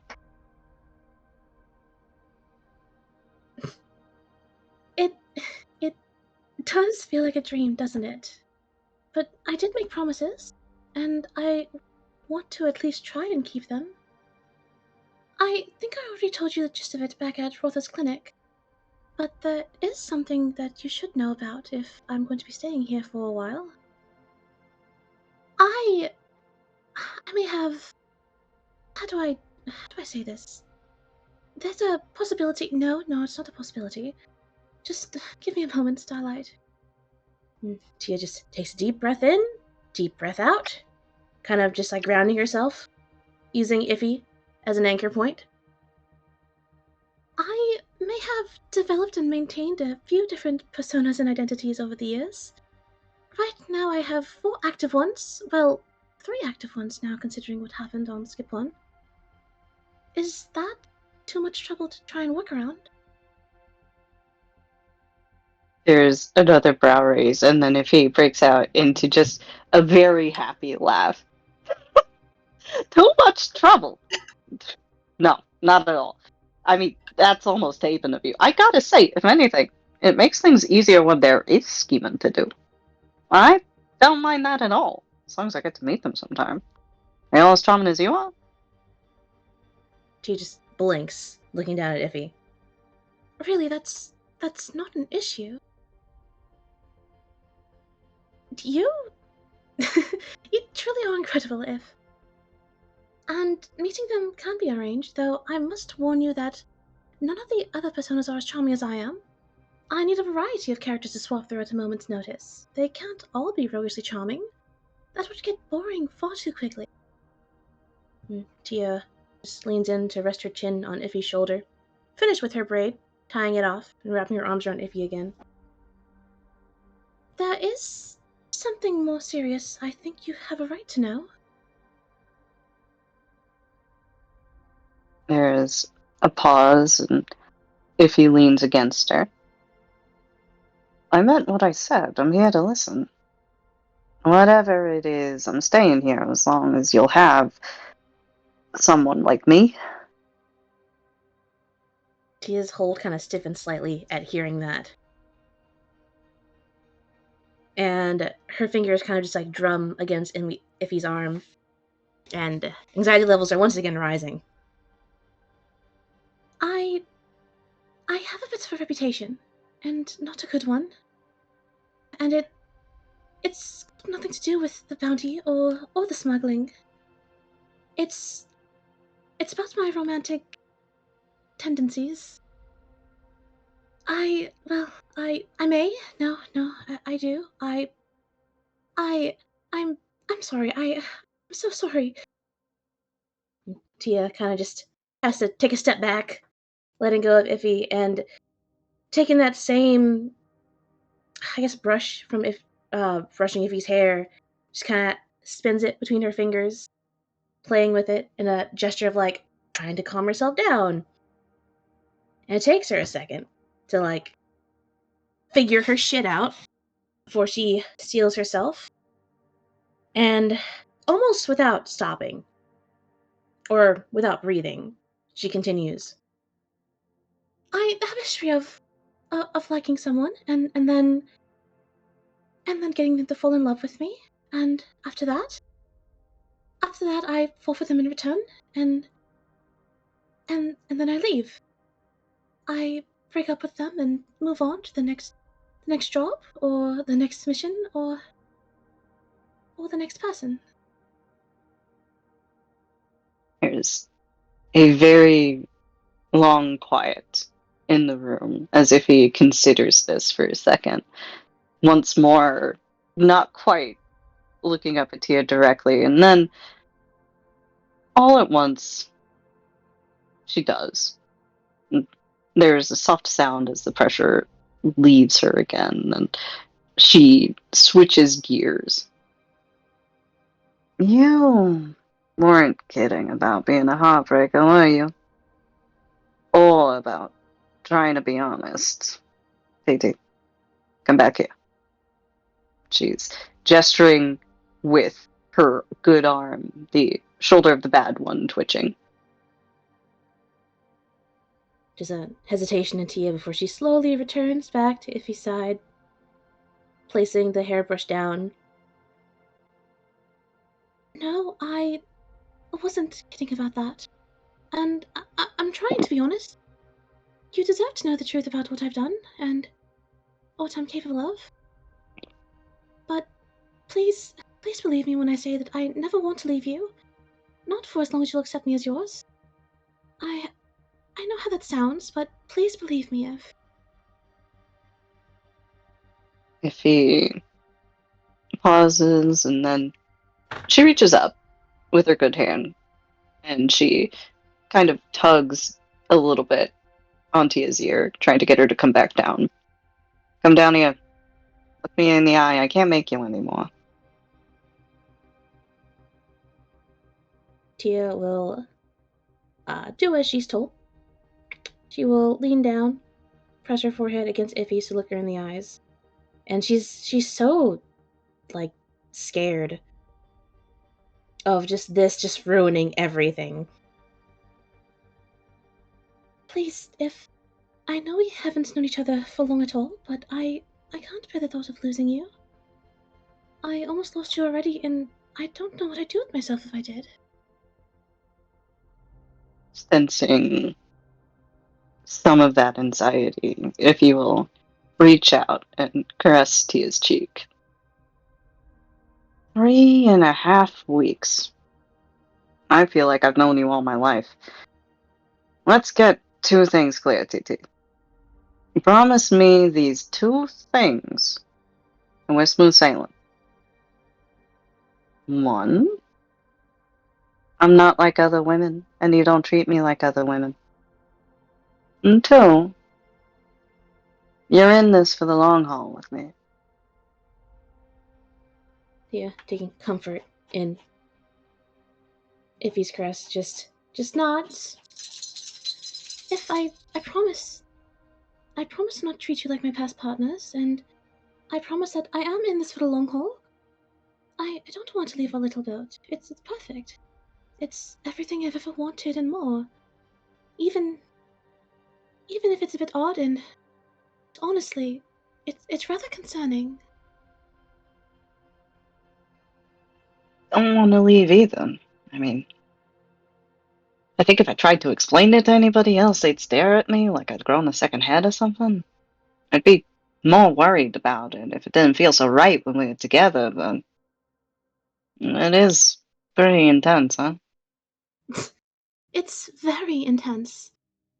I've never gotten so close to someone so quickly. Love, if I can be honest here, it kind of scares me how close we've gotten. How I feel like I've known you for years and not less than a month. But when I see you, all of that fear and those reservations melt away like they weren't there in the first place. Does that make sense? Here's a pause and then a nod from Iffy.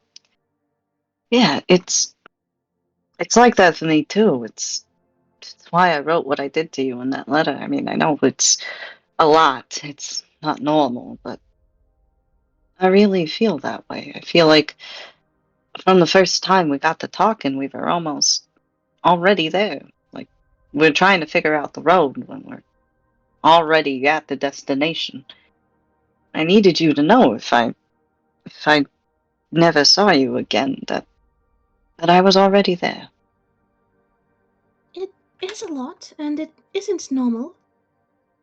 But I don't think it's a bad thing, per se. And you aren't alone in feeling this way. This weird little boat is built for 2, after all. I was also talking about pendants that night. I'm not sure what it is, but whenever I'm with you, it feels like common sense just disappears. I don't think it'd be a good idea for me to get you that pendant so soon. I already promised Connie that I'd slow things down, and then I didn't. She would absolutely kill me if I got married to you so quickly. Even if I wanted to. Even though I love you.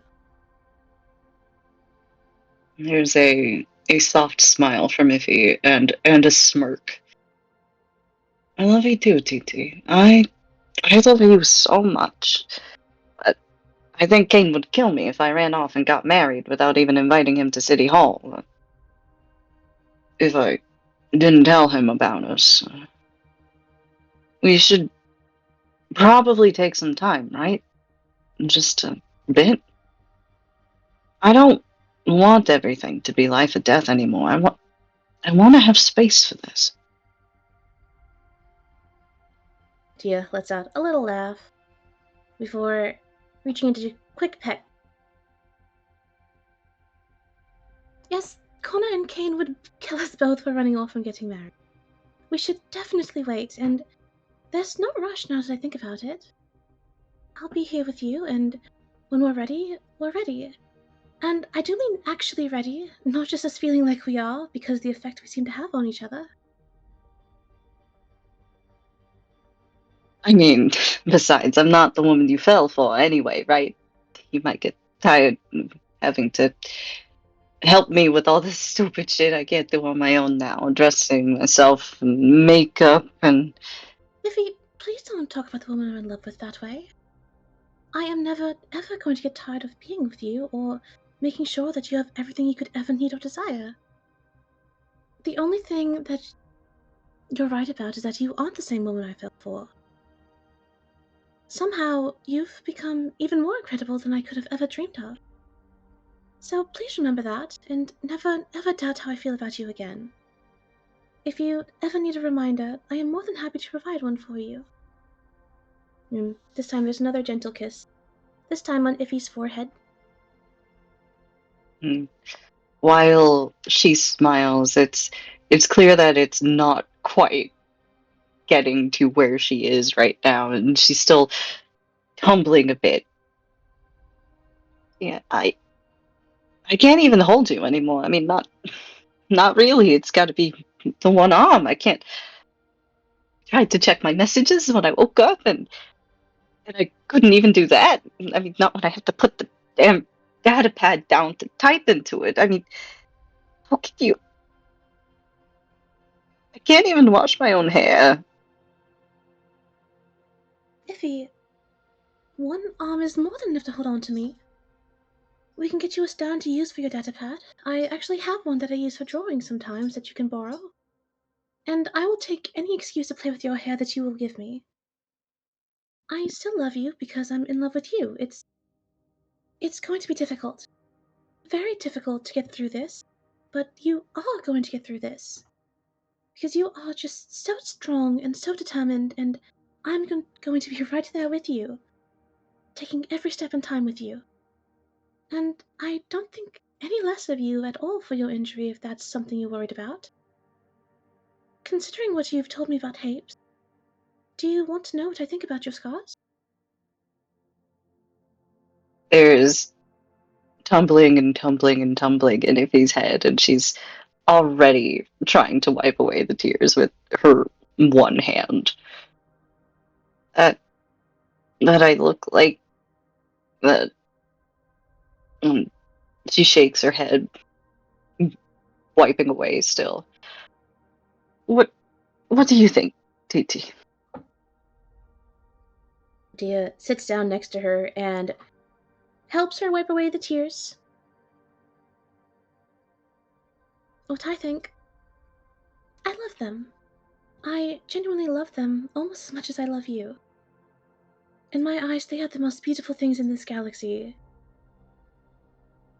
Because scars are what form when you heal from something. They're proven evidence that you've gone through something awful and traumatic, and yet you still came out of it on top. Despite what you faced, you were still stronger than it, and that you're still here in the present, marching towards the future, while what you went through is still stuck in history. They're sort of like my tattoos, or actually, if I have my own scar. Do you feel that same way about mine? There's a long pause, and Iffy's at this point just sort of openly sobbing and trying to take some big breaths to try and calm down enough to talk as the enormity of what's happened starts to settle in for her. When I was little, I really hated seeing scars. I thought anyone who had them was like, I mean, it would be like walking around with an open wound instead of a nose, you know? It's like that back home. And then I started meeting more people from outside, learning more, and it became like accessories people had, contrast colors or whatever. Something that told me about them. I mean, my dad even came home with some once, and Ellie and my mom didn't want to look at him for weeks, but I thought they weren't so bad. I just... Of course I love yours. Every one of those is a time we almost didn't meet, but we did. Anyway, they're so important to you and to us, and I just never thought that it would happen to me. And Tia has transitioned from wiping Iffy's tears away to holding her, hugging her. This is the second time she has cradled Iffy while Iffy was sobbing. I feel like she's gotten pretty good at it. There's a lot of Iffy to cradle. Yeah, there's a lot of Iffy to cradle. There's a lot of things to make Iffy cry that Tia will just hold her through. But she comforts her whatever way she can. I know, love. I know. Unfortunately, things like this do happen, even when we aren't expecting it. But just remember and hold on to this. You are not alone. None of us think of you any less because of these.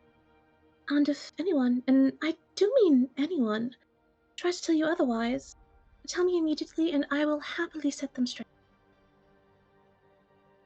Here's another long pause punctuated by Iffy's sobbing, and she very weakly nuzzles against Tia.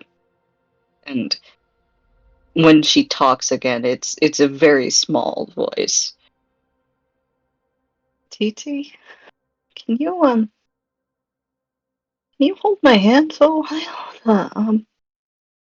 That one? You mean your left one? Of course, if. I would love to. I will hold your hand for as long as you let me, which I hope is somewhere in the realm of forever. And she just takes Iffy's left hand. She doesn't call it the bad hand. It's her left hand. She would never dare call it the bad hand. She cuddles Iffy closer, and she will just sit here and hold her for as long as needed. I feel like it's gonna be a while, and it's gonna be a quiet while. Well, it's a good thing she brought a smoothie for them. Yes, it's a good thing she brought that smoothie. Mm-hmm. It's one of those giant-ass smoothies. It'll last them a while. Yep. I think that's a good spot for them, though. Mm-hmm. Just very, very soft, very sad hours over there. Soft, sad hours every time.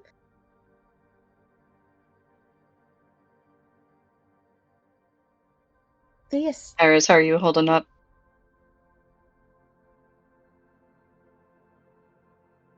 I am here. Are you functional? Yeah, I'm just about to take another dose of center. If you don't have it in you, you don't have it in you. Yeah, That shit like candy. If you need more time, I can startle Z out of podcast mode. Fuck you. The joys of DMing.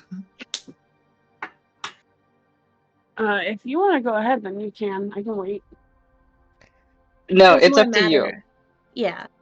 If you need more time, then I can buy you more time. If you are good to go, you're good to go. I think I'm as good as I'm gonna get. So. All right, take it away. Then it is your decision. Iffy, Kane, or Tia. Or you could do 2 for 1. You could do 2 for 1. Could do a 2 for 1. That might help. Mm-hmm. So in my head, I was actually thinking the Iffy conversation can happen in the group conversation, so I'm not as concerned about that. Mm-hmm. Okay. You could talk to Mary Owens. I don't think Connor would talk to both of them at the same time is the thing. I much Mary Ellen. Brutal. Too much Mary Ellen in the room. Mm-hmm. Damn, okay. Understandable. If they're both in the room, they can't both be her favorite Mary Ellen. What are you talking about? It's obviously Tia.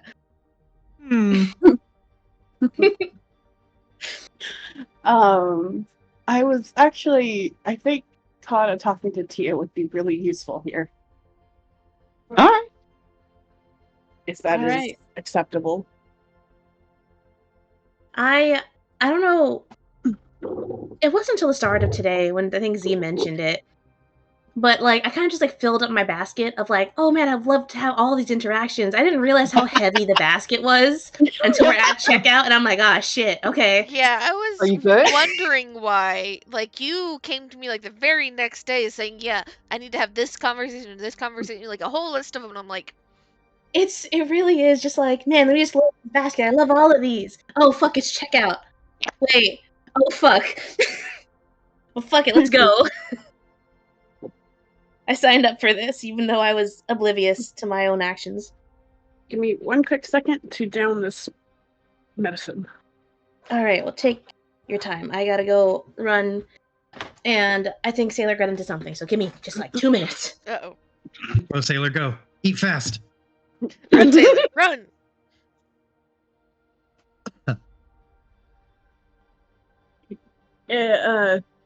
If you want to go ahead, Carrie, you can. Then. Are you sure? Yeah, I don't mind. Okay. If you're positive.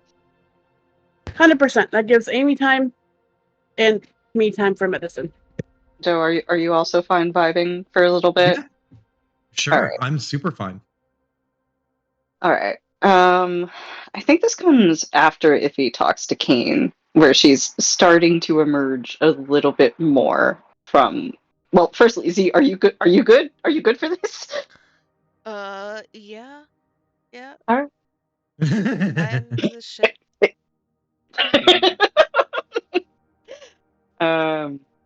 Iffy has started to emerge from the ship more, but she's always been wearing either long sleeve outfits or big comfy sweaters, and she's trying to get back into the swing of things a little bit more, but she's just not acknowledging her arm in the slightest when she's around other people. And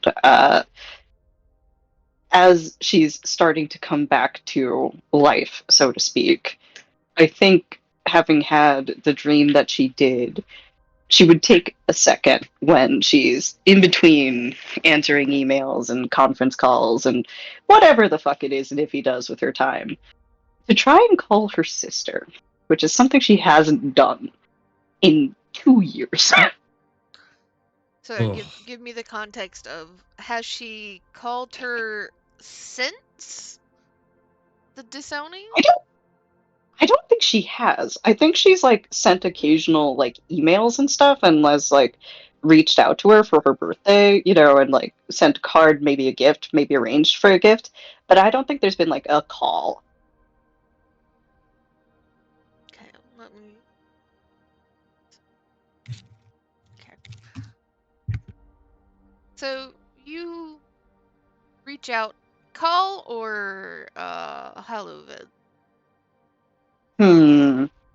If he's smart enough to know that if she didn't hollow, her sister would know something was wrong immediately. So you reach out to Ellie, and there is just long enough that you think, well, maybe it's just not going to go through. Maybe she's not going to answer. But then finally, right before you're about to give up on it, you see the connection starting. And slowly the hollow vid kind of flickers to life. And you see Ellie, a little bit older, a little bit taller, just a little bit of that baby face has faded. It's still there, but it's faded. It's wearing a kind of Grecian white outfit. It's very loose, very flowy, very feminine.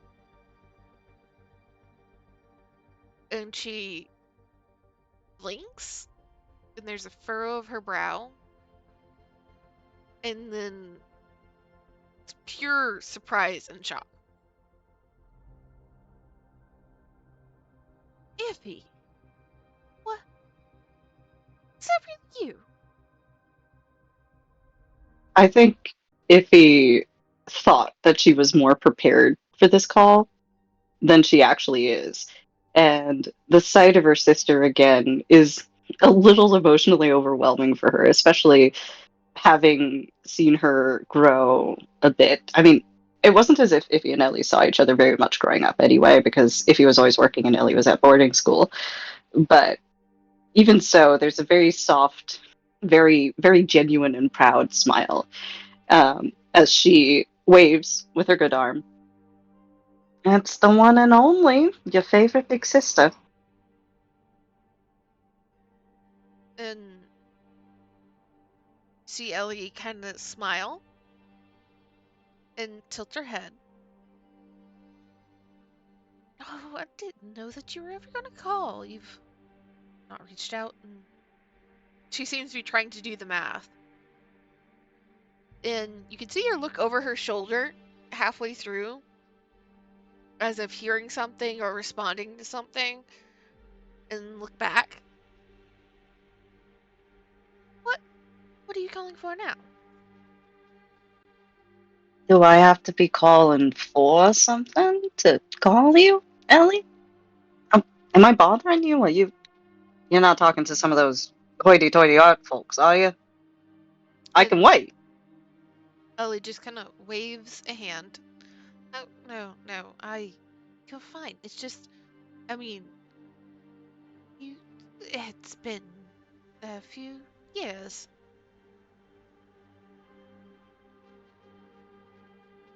There's a wince from Iffy as she thinks for a second, and just without even really thinking to stop herself that this might be a weird thing to do, she goes, yeah, I mean, it's been 2 years, 3 months, 4 days, give or take, maybe.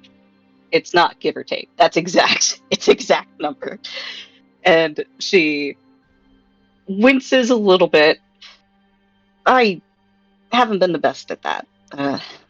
But, work was keeping me busy, and the situation was kind of weird, wasn't it? You see the, brows go up in surprise at the number, and then there's something akin to a almost knowing smile that kind of flits across her face, but is gone almost immediately. Weird is a term for it, I suppose. To be fair to you, I probably would have called as well. I just never knew where we're really. I mean, I hear you're working under the senator, but from what I understand, that takes you. And she just kind of waves her hand in vague circle. Iffy will nod, and there's a proud smile, but it's also a little bit, just a tiny bit sad. And she goes, "You wouldn't believe the places I've seen. Let me tell you, this joint I went to, Aberfar. Oh my God, it was sand as far as the eye can see, all over the place. I'm still finding sand in all my dresses to this day." There's a grimace. Oh no, that sounds horrible. It was terrible. Ugh, you wouldn't believe it. But Do they not have a decent dry cleaner out there for you? there's not going to be anywhere as decent as back home. I mean, we get by. We get by. And there's just kind of a little nod, kind of tilt of head of yeah, you're probably right.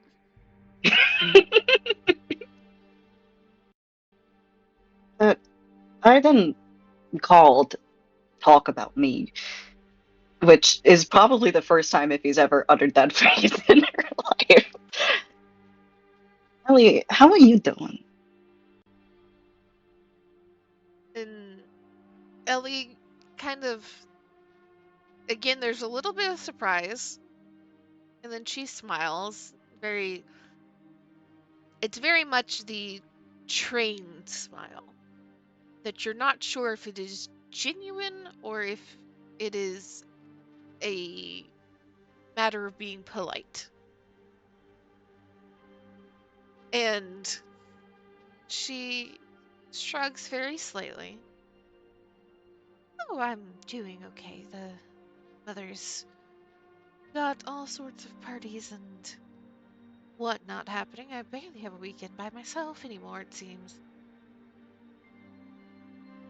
Honestly, I There's kinda a wish you were back home so that you could take over some more of it. I don't know how you knew all of these people and kept them straight. there's a very sad smile from Iffy as she's trying to figure out which thing to address first. And as she's thinking about it, she gestures with her good hand. You know, one of the tricks to that is you gotta say the name several times the first time you meet them, right? You can't just wing it and expect to get it every time. People don't think that I do that much work in that regard, but it's very important. Try to get the name in as many times as you can. And try to, if you can think of some sort of silly little rhyme or something to go with it. I know that sounds stupid, but trust me. If you can think of some rhyme to go with it in your head, you won't forget it. Ellie seems to actually be listening, nodding along with what you're saying. I will have to try that. I've not thought about that yet. I honestly have just been trying to get by with mumbling something that sounds roughly appropriate or going by titles. Titles is a good one too. That's good on you for figuring that one out as a fallback. A lot of people never get there, but it is a lot. And you haven't had as much practice with it as I have. That's probably my fault, but if you ever need help with that sort of stuff, you can call me, I don't mind. I probably know a lot of those people. Well, suppose you happen to have a cheat sheet or anything. Actually, yeah, I do. You want me to send it over? There is the brows shoot up again, and then there is a little bit more of a genuine amusement. And she kind of tilts her head. Well, if you are willing to see it be passed along, I don't see why not. I mean, the sales figures are going to be 2 years out of date, and that's Moida out there. I mean, everything moves so quickly, but some of the other details might be helpful for you. I've got some birthdays on there. You always want to keep a birthday in mind. Oh, trust me, I am figuring that one out. Did you forget one? There is that kind of, again, very trained non-reaction. I can't say if I did or not. Something starts to sink in to Ivy's head as she kind of narrows her eyes a little bit. And she goes, Hey, Ellie, you don't gotta answer this directly, of course. I don't know if you can, but is Mom there with you? When she see her kind of like glance around. I mean, in the house, yes. In the room, no. Hmm. Are you nervous about anything?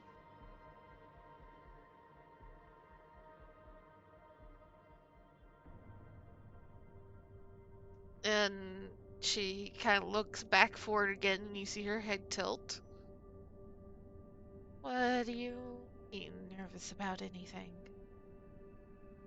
Nervous that they're going to get my nails right at the salon? No. Possibly I wanted a very specific color of purple this time, but Oh, purple. well, they have to match. There's a little bit of a fashion trend happening. It is taking everything in Iffy's power not to ask about the fashion trend right now. She wants more than anything to ask about it. But she reins herself back. There's a clear widening of her eyes at it, though. Well, no, it just you keep glancing around, so I was worried that maybe somebody else was in the room with you. But I guess it's just being embarrassed talking to your big sis, huh? Ellie just rolls her eyes. Iffy. Or I'm just my window open, I'm hearing the conversation or pieces of conversation.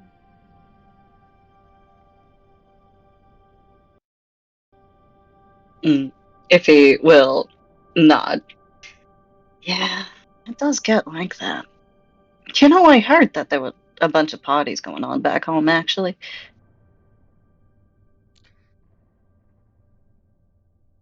There's some. Oh, I don't know how much the senator informs you of anything. I don't honestly know how much the senator knows about what's going on here in general. But there's been some new trade routes that are getting,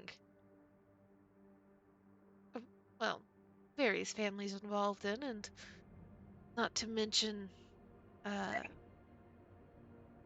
the fact that that title just I'm sorry. ended. I'm so sorry.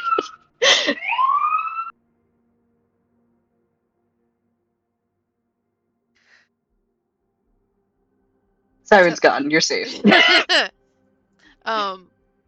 been some new trade routes that a couple of families have been jumping on, and then, well, Queen Mother has actually been throwing a few more get-togethers than she has in the past. Not really sure why. The Queen Mother? Huh.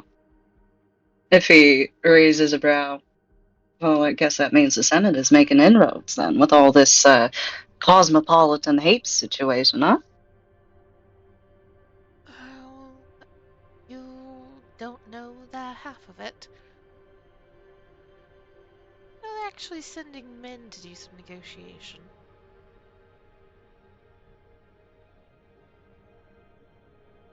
That was, I didn't catch the word before negotiation. They're sending men. Oh. If he Oh just, no. she blinks and then she just guffaws. Like she can't keep herself from laughing. But even though she's like full body laughing, the left side does still stay immobile. Men! They're trusting men with that? Honestly, I'm surprised we're still doing any sort of trade negotiations. They actually sent a group that had at least half men to meet with the Queen Mother. Who does that? They should be at home making food for their wives. Like, what's going on? You just get this, like, full, like, hands out, like, exactly gesture. Jeez, man. That is weird. What's it coming to over there? I leave for 10 minutes and they're sending men to talk to the Queen Mother. Well, she sent them packing very quickly after that, but, well, I think they've set their sights on talking to people like Mother. So things are going good business-wise? Well, she seems to be happy. She doesn't tell me much. That's when you've got to be the most careful, though. When she seems happy. You know that, right?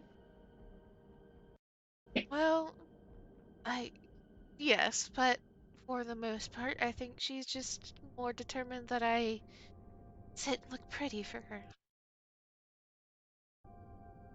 Well, you know what Ma always says. Appearances are the first weapon in any woman's arsenal. I'm sure she's very intent on that with you.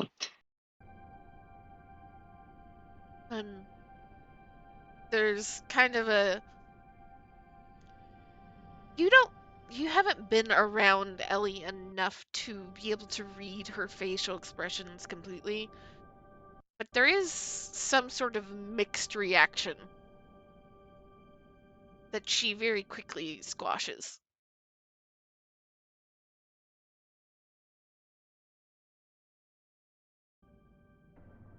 Mm.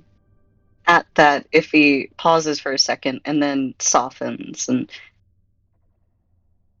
hey, Ellie, You know what I think might be nice? She just tilts her head. Have you been working on your basic? Oh, I'm a little better at it with everything that's been going on. If you want. I mean, I know it's hard to get out of the cluster, but it'd be nice to see you, if we could. You could say you're negotiating some sort of trade agreement. I mean, Ma always likes it when people take initiative. She always liked it when I did anyway, so maybe it'll be the same for you. I think maybe if you got away from home for a little bit, it'd be nice to get a breather. And not for nothing, I'm pretty well off these days. There is, at first, surprise, and then thoughtfulness, and then a very slow suspicion and a narrowing of the eyes. You're not sending me someplace that has all that sand, right? If I never see sand a day in my life, it'll be too soon. Except on a beach. Beaches are fine. Deserts, less so. But there's a whole bunch of resort planets we could stop by. I mean, I was at this joint not too long ago that had a whole casino and everything.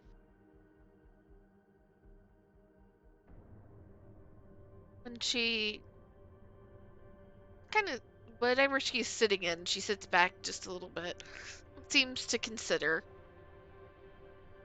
You think that if I bring some of my art, it might go over well?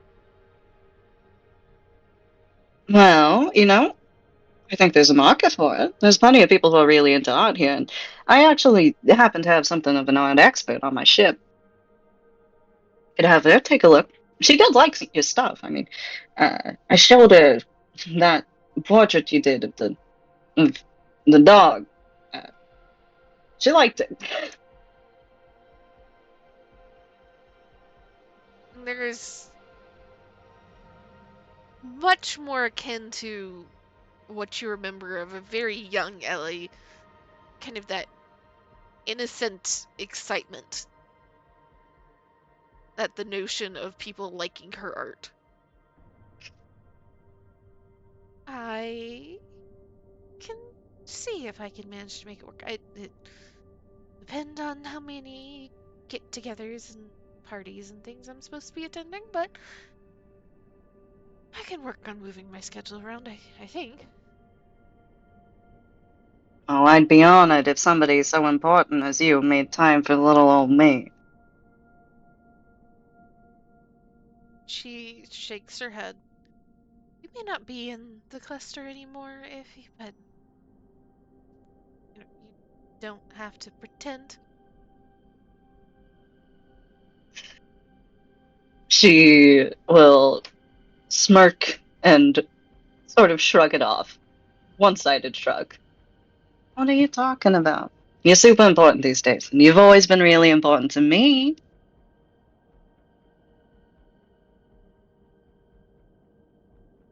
And there is kind of a look that you're not quite sure what she is meaning to express, if she is indeed meaning to express something to you. But there's still a smile through it, and she shakes her head. I mean, me coming out would not cause a problem with you and the senator and everything, right? Of course not. Besides, the senator gives me a great deal of freedom. And she opens her mouth to respond, but then you see her mouth close and she looks.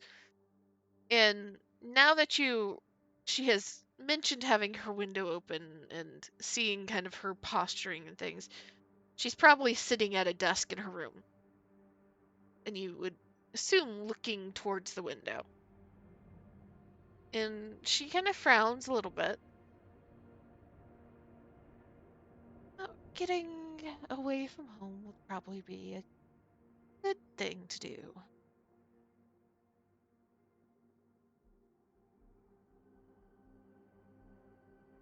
Then you let me know when you got time, Al. I'll come pick you up wherever it is. She nods, and there's a blink, and her head whips back around to look at you again. You're not having some man fly the ship that you're in, right? A man, fly a ship. Ellie, what kind of person do you think I am? No, my pilot's a woman, of course. Well, I mean, I don't. You asked me how good my basic is. I don't know how much you're going native. If he will just laugh again. If you heard the way that my crew looks at me whenever I bring up the fact that men are too emotional to be in positions of power, you wouldn't believe it. They're sitting there like, what do you mean, Iffy? They're not too emotional. They've got great emotional regulation. And there's just a look of incredulity in her face, like, I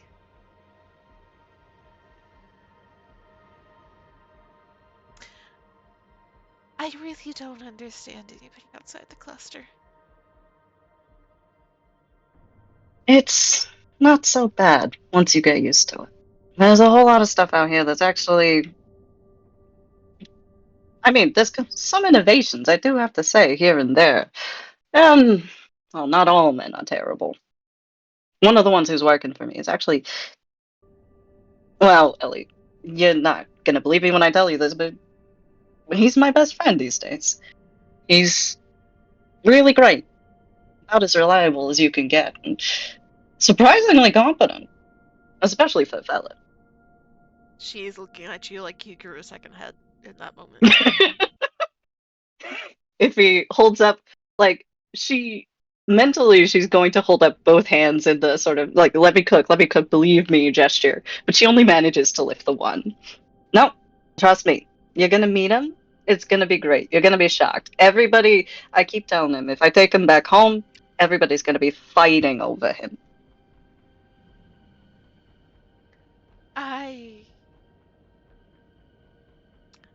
I will trust that you are being truthful for the moment.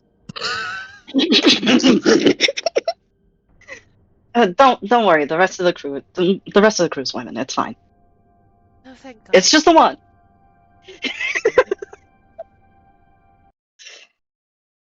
If he will just smile and just there's this comfort that she feels in speaking Haven and looking at her sister and being able to talk about these things.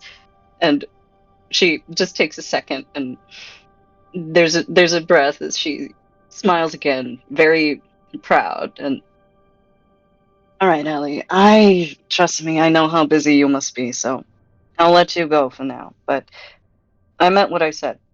If you ever need to talk to me, you can always reach out to me. And if you're worried about anybody over here, and there's a couple of other addresses I can send you to. And Ellie, there's a little smile and a nod. It is good to hear from you again, If. Been really quiet without you around. Oh, you're finally missing my big mouth? Sometimes your big mouth, sometimes the fact that your big mouth kept me from having to fight with Mom instead. There's a pause. And the smile on Iffy's face shrinks just a bit, and she looks down, looks up, and that's part of why I thought it'd be nice if we were able to meet up outside the cluster. It's not an easy thing to have to deal with that. It was always easier for me because, well, you know. But I think best Ellie is a happy Ellie. And we need to get more of that. Yeah? There's still that little smile. She nods. It would be nice to see something else for a while. I promise I'll take a look at my schedule. And if you do indeed send me that nice little cheat sheet, I'll send you a couple copies of the latest gossip magazines. The latest ones? Like, we're talking up to date, right? Would you believe that I have a really good friend that actually works at one of them now? Ellie! She looks like the cat that caught the canary. Oh, that's a good connection. That's it. Oh, yes. No, I'll send it to you as soon as the call's over. Thank you so much. Iffy will smile, take another look at her sister. I love you, Ellie. I'll see you soon, okay? Take care, Ify, and please don't let whoever he is touch the controls of the ship. Believe me, the controls are in great hands. Iffy will wink and drop connection.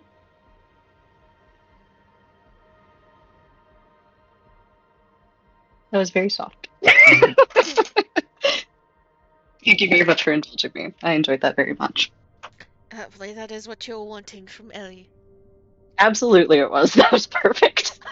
That what an interesting relationship those two have. Them's the words for it, huh?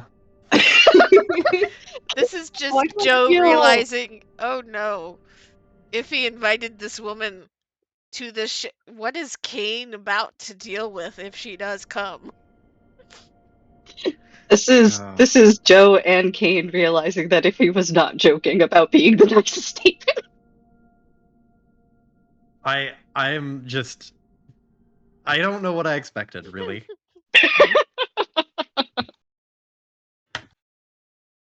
Just straight up. If he really is the nicest Hapen, huh? She keeps saying that. She's like gonna no keep one really saying it believes until her. Party believes her. Yeah. No one's gonna believe her until they meet another Hapen. And they're like, what the fuck is what did The she fuck? just say? She just asked Kane if he could vote? Like Oh fuck. Jesus. Just walks up to Kane, like hands him everything that she is carrying, because he must be there to carry, and then This looks is him up yours. and down and is like, Whoa. why? looks him up and down, then looks at Iffy and is like, why do you let him dress like this? It's so boring. Oh my god. Oh my yeah, god. that's exactly it. And if he's like, what are you talking about? This is after I made some improvements. This is improvement. This is improvement. I This will is take you and improvement? dress you, sir. Jesus Christ. Gonna go and fucking rescue Kane mission. Again. Again. This time the stakes are much lower. Where's the emote? I need to find a specific emote for it. Hold on.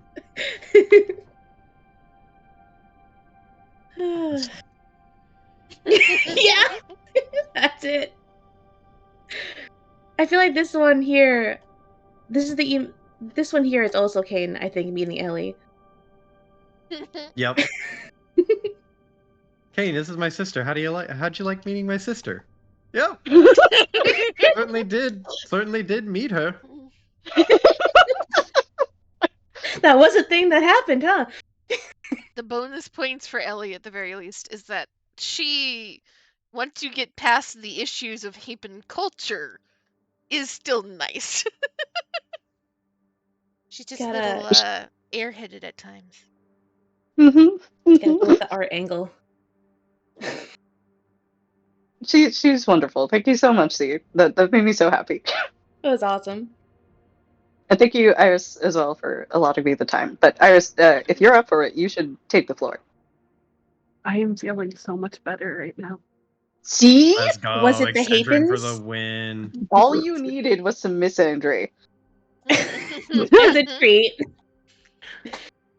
Unironically, Iffy being like, you need 30 cc's of misandry at least twice a day. Don't talk to any men. The whole day.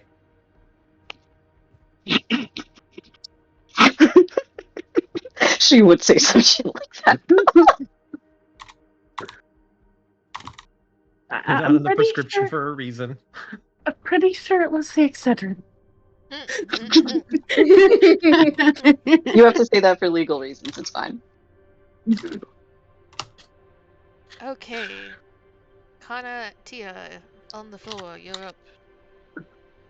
Okay, cool. Alright, Iris. Yeah. What's the scene here?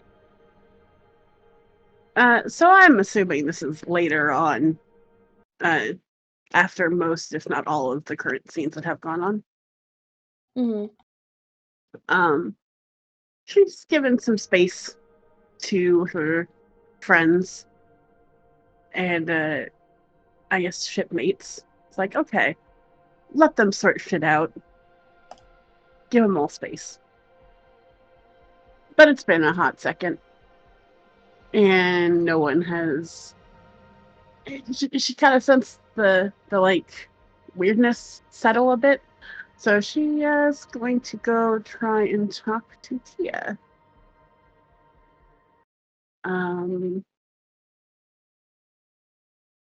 Where would Tia be kind of midday-ish? Midday. Or like maybe a little bit later. So one of the things about Tia is that when she wants to be alone, she will be. She'll avoid people. But like her weakness to that is that like almost like clockwork. Every 3 hours or so, she needs to find a snack. So I imagine it's like just after lunchtime. She ate something earlier, so she skipped lunch, but now she's hungry again. So she's like probably stocking up on her snack of the day. I imagine she got a hold of like one of those giant bags of like cookies, like little mini ones that she found. Mm-hmm. I think it's like what, Tate's cookies? Hey. Yeah. Right now she is sequestered a bag of that. And she is I feel like she has like a container next to her, and she's kind of like pouring from the big bag into the container. She's like, how many do I need? How much is going to get me through the day? And this is the kind of pondering that you walk in on, of her just like scrutinizing, how much is too much?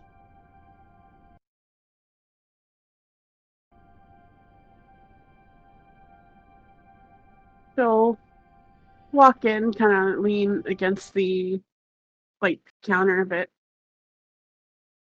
Have a sweet tooth today?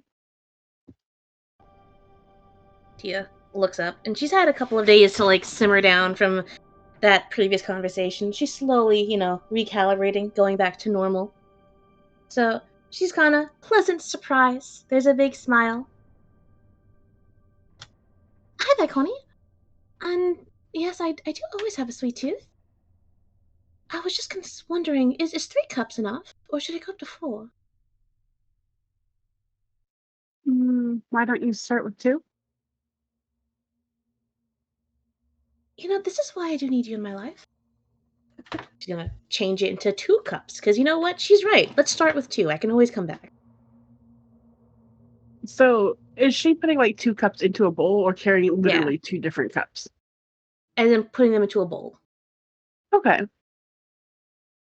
I kind of imagine maybe like walked into the fridge or something and grabbed like 2 drinks and kind of shifted it under her arm. And when Tia was done with making the bowl, she'll grab the bowl, kind of like slide it. What? Tia, who turned around to put the big bag of cookies away, turns around to see her bowl taken.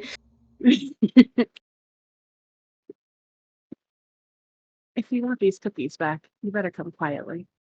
She kind of just smiles a little bit, starts heading towards the door. What the fuck is this? That's the expression she has. Tia doesn't really swear, so she doesn't say that, but that's what she's thinking. Turned around, her cookies got taken hostage. What the fuck? She will just sigh, put the big bag of cookies away properly, debating. For a second, she thinks, "Why don't I just take it out another bowl and leave?" But ultimately, Kana wins out, and Tia will follow her. They're going to Khan's room. They're going to Kana's room. Okay. Well, Tia's going to immediately plop onto bed. She will take the bowl of cookies back on her way. I imagine she set the cookies and the drink like on this little nightstand here. Mm-hmm. Yeah. Tia plop. Tia take bowl. I can't believe you took these hostage. Oh, I had no better way of cornering you.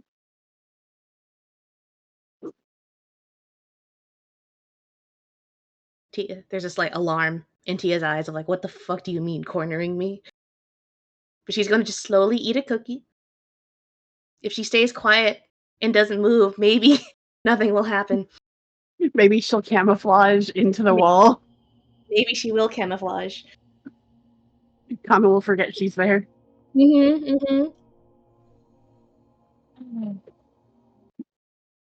Kana just sigh slightly and sit on the edge of the bed.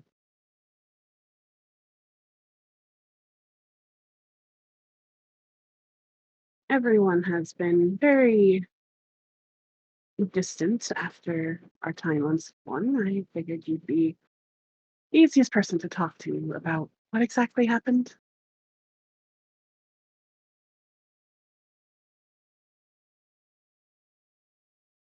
I will take that as a compliment. What exactly are you asking for? Well, the ambassador is injured. For starters, that was never really explained to me on what exactly happened there. I'm happy she seems to be healing up, though. We have a new droid. That's also a bit surprising. And the bounty?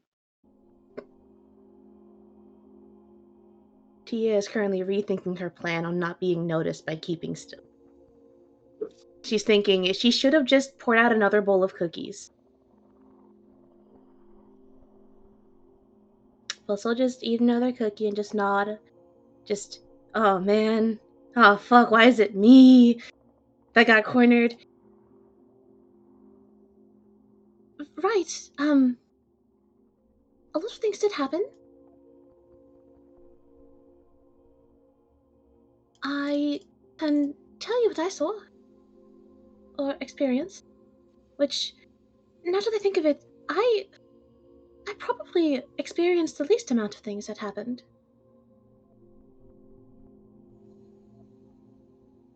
Kana moves her hand and like go on. Tia is like, oh man, that's exactly it, Joe in the chat.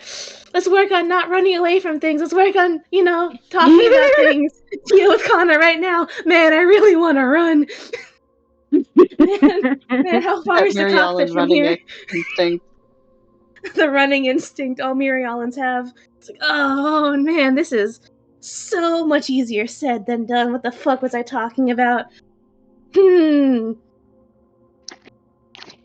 go on gesture. Tia is just, Right, there's, it was rather boring, actually. Nothing really. Well, I do know it's not nothing. So, from the point that we separated, we went looking with Zavik. Oh, well, me and Zavik went looking for if you said she would be. And she wasn't there. But I got a message from her that was very concerning, and, well, I called Kane, and I found out where she was from him, or where to find her, at least. I went there, and she was there.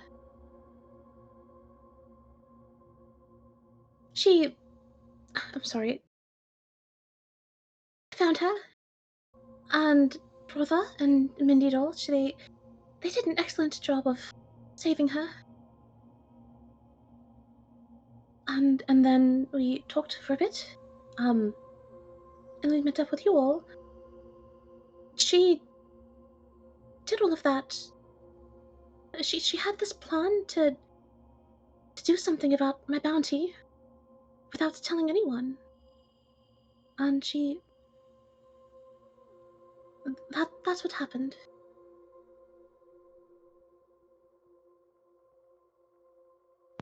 So you didn't know and what was going on? I had no idea what was happening. Do you think if I knew I'd let her do that? Connie, she disguised herself as me and then went to go pick a fight. And she almost died for it. I would have never let her do that.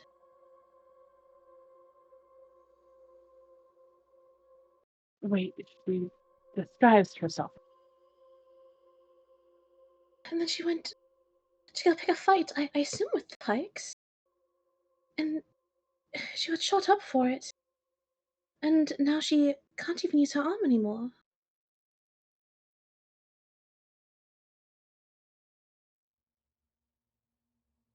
You can't use her arm? Tia shakes her head. No, her left arm is... It was so injured. I think they said it was a disruptor rifle that did it. Mm-hmm. Mindy was the one that actually operated on it, so she told me a bit about it, and it's possible that with enough time and care and healing, eventually she could get some more function out of it, but for now it's not usable.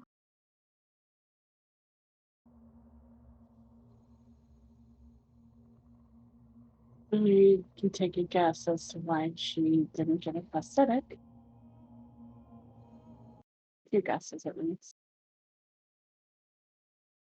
But that's good to know. We just have to be more aware of it. And she nods. She kind of looks at the door. Silent question of like, am I done? Can I go? Kana doesn't. If she notices what Tia's trying to do, she doesn't act like she does. So, how did you have a bounty on your head anyway? How did you even get involved with the pipe? This is why Tia wanted to leave. Like, Right. I'm pretty sure Shasta would have taught you better than that. Well, you're right about that. She did teach me better. I was in a bit of a bind. I needed a lot of money very quickly, and they were the only option. It was just the one job I needed to do for them. Just one shipment. And then it'd be done.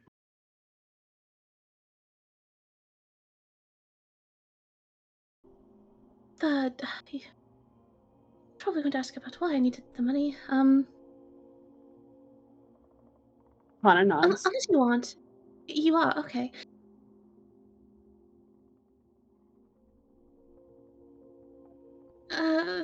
So this is a lot harder than I thought it would be. Right, No, it's fine. I can... Can I have that drink? Kana will grab it and pop the lid off. Tia will take it and sip. She's kind of stalling. Right, well, I needed the money. because I am working with the... I've started working with the Muriel Resistance, and there was a really, really good deal on a whole shipment of weapons that I was able to get my hands on, but I needed a lot of money to buy it and to send it over, and, well, it was a once-in-a-lifetime deal that I saw. I figured that doing the one job for the Pikes would be harmless enough, and worth it in the end.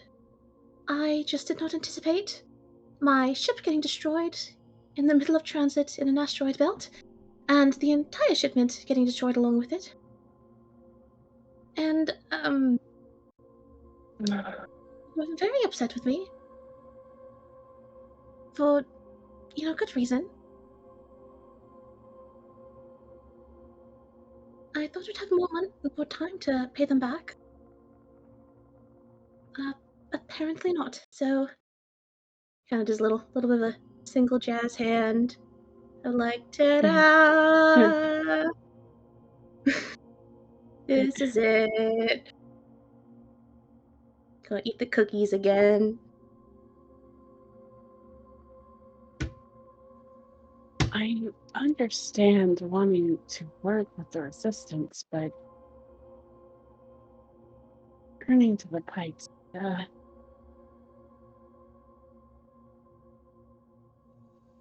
I never really claimed to be intelligent. you're smarter than that, though. We could just pretend I'm not. So you could avoid responsibility? Well, when you say it like that, it sounds awful.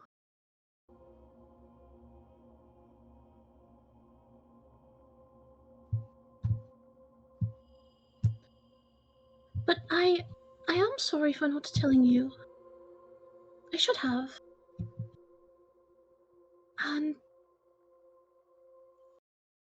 talking with Zavik, there's a lot of things I haven't told you about that I really should have. What do you mean? Connor, you're supposed to be my best friend, and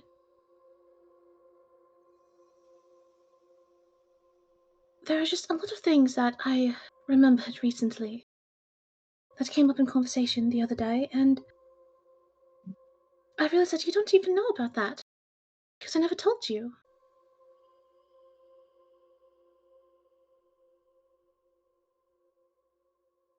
I never told you about what happened with Tildan. Hmm. Kana seems a little more focused. And means, like, she changes her posture a bit, so she's less businesslike and much more like, okay, this is like kind of getting more comfortable, trying to not seem like she's interrogating Tia here. Mm-hmm. Yeah, shifts a bit. Bringing, kind of like a crisscross applesauce. Bowl of cookies in her lap. Hands on the drink.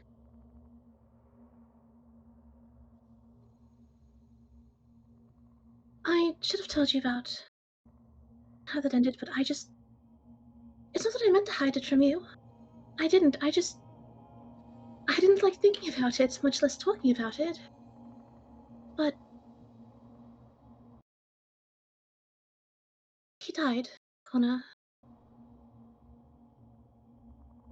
And I should have told you about this, but I didn't, and I'm so sorry.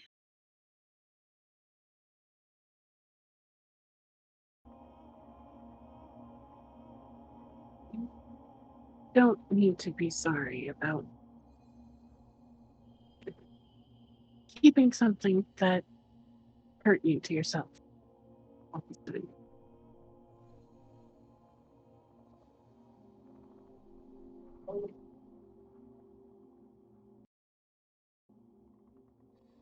But still, I should have told you sooner. Not years after the fact. And again, I am so sorry. I'm supposed to be able to tell you everything, but I haven't been.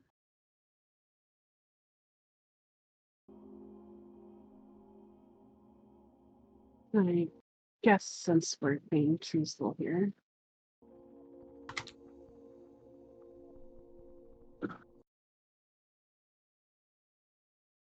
Well, if you're going, the words. Sorry. There's no need to be sorry. Just as long as you're bringing me up now, it's fine. Right, I still am sorry. It was just very hard to talk about, really. And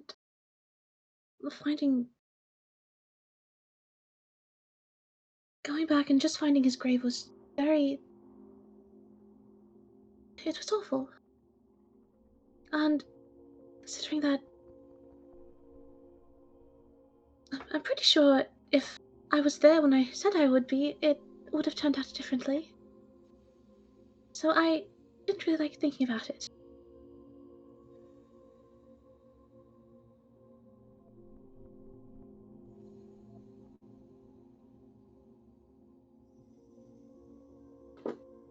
That's understandable. And honestly, I already knew. What?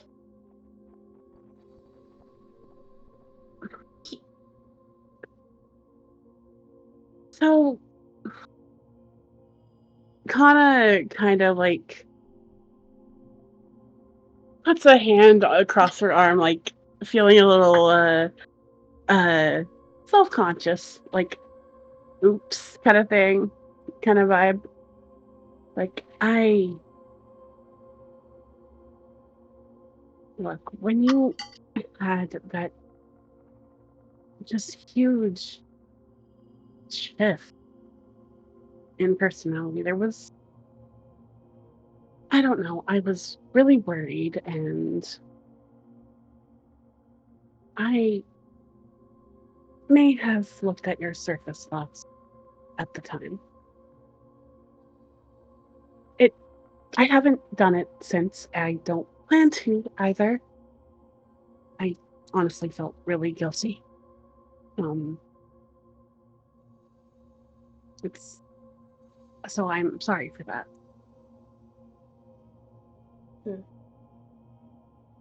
Tia shifts until she's sitting parallel with Kana. Kana takes a deep breath in and just lets it out slowly. Brings the bowl of cookies with her, of course. She sets it down on her lap again. Her knees kind of bouncing. She is silent for a moment before she just leans and kind of taps her head on Kana's shoulder in a little bit of a, like, bonk motion. Are you seriously telling me that you used the surface thoughts, so you already knew about it? You could have just stopped me earlier. I didn't have to say it again. She kind of pouts a bit. I was giving you the chance to be truthful. Why on earth would you do that? Sorry. Could have saved a lot of trouble if you had just told me you already knew about it.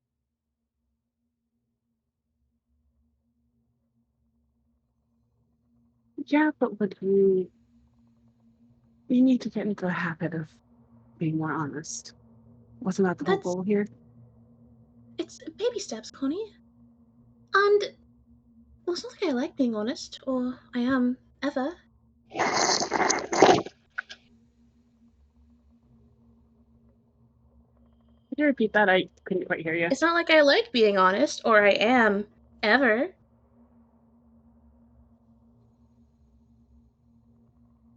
I mean, you used to be honest. Tia fucking stops short, kind of shuts her mouth. It's like, I don't know what to say to that, because you're right, and we both fucking know you're right. She's just gonna fucking eat another cookie. It's a good thing she has a bunch of them.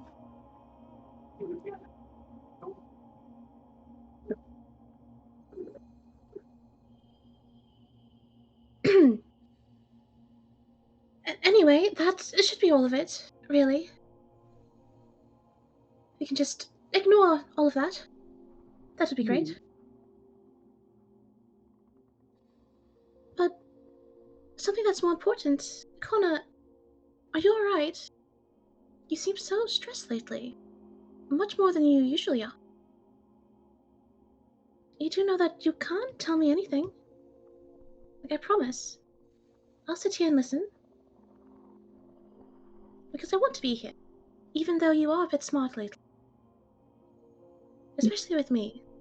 I really don't deserve this. I've never done anything wrong. Kana looks like she's going to say something, but she opens her mouth but then closes it in a no. I'm gonna be nice. I'm gonna be nice. Tia's being open here. She deserves a small, tiny break. I give her a break. There's not. No, there's a lot on my mind lately.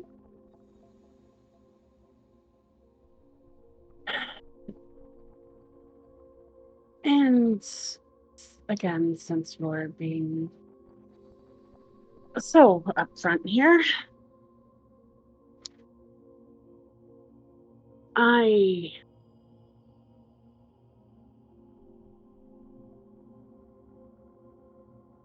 okay, I'll start this way. Kind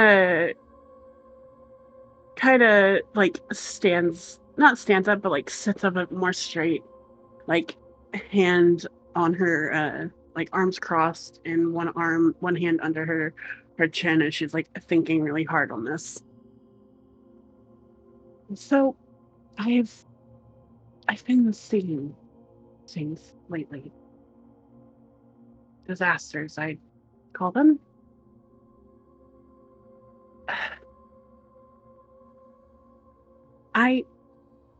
I saw you get shot, Tia, on skip 1.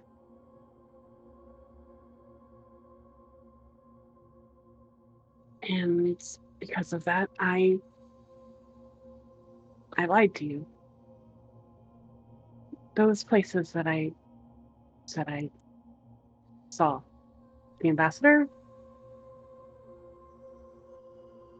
they were lies. I was just trying to keep you as far away from everything as I could. But, like, that wasn't even the only thing I've seen. I saw Master Lissy just. She was in a losing battle. I'm not sure, but it just felt so horrible. And that's not even the worst of it. I saw Coruscant in flames.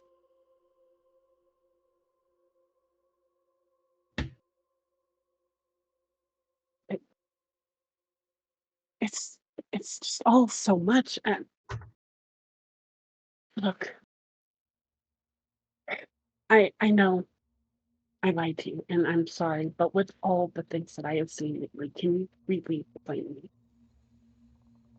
I don't want to lose you.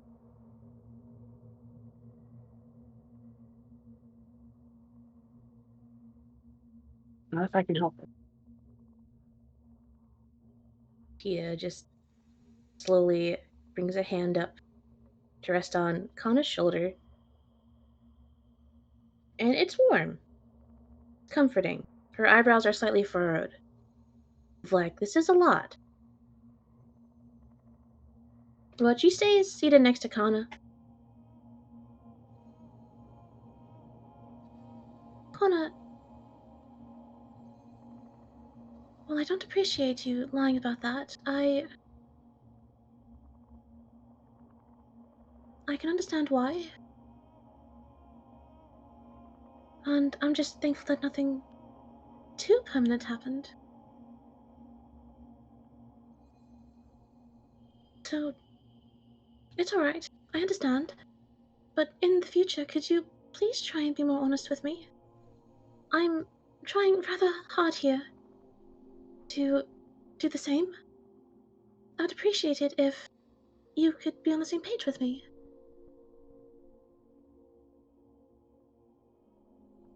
Under normal circumstances, I would have, but with how you have acted when it comes to the ambassador, and another thing I saw, I couldn't trust you to not act rashly and just run headfirst into things, which you do normally do. Tia's charged? You do normally do, but I feel like this would have been turned up to 11.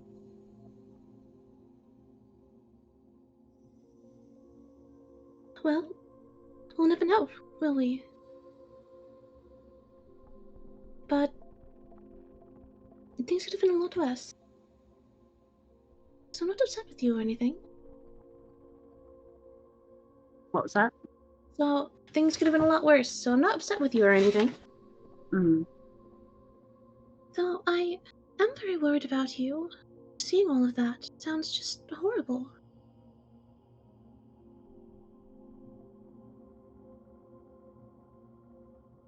It's a lot.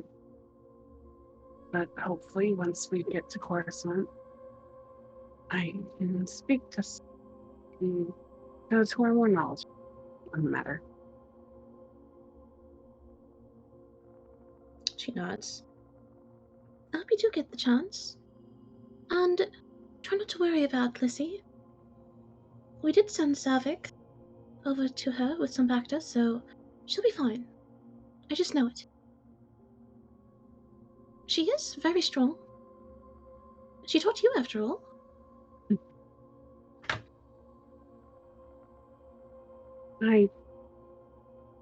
I should have more confidence in her. I really should. I shouldn't be doing it to her at all. Like, she just kind of starts mumbling to herself a little bit, and she just shakes her head. He throws an arm around her. It's alright to worry. It's just you care for her, but you do have to have trust in her.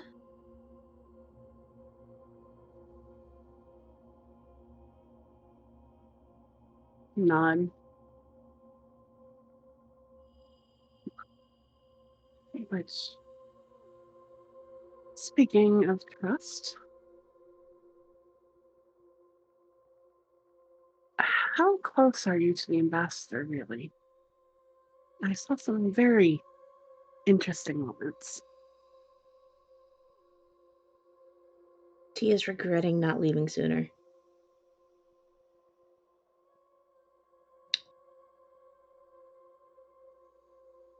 Did you now? Oh, would you look at the time? It's very... what time is it? Connie, what time is it? I believe it's time that you spoke the truth. And No, that's right. really, tell me how deep you are in all this.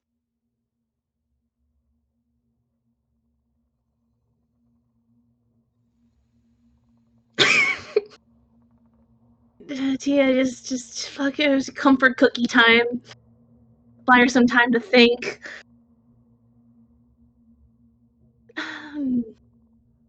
do you promise to not be mad at me? You have to promise first. I promise not to be mad at you.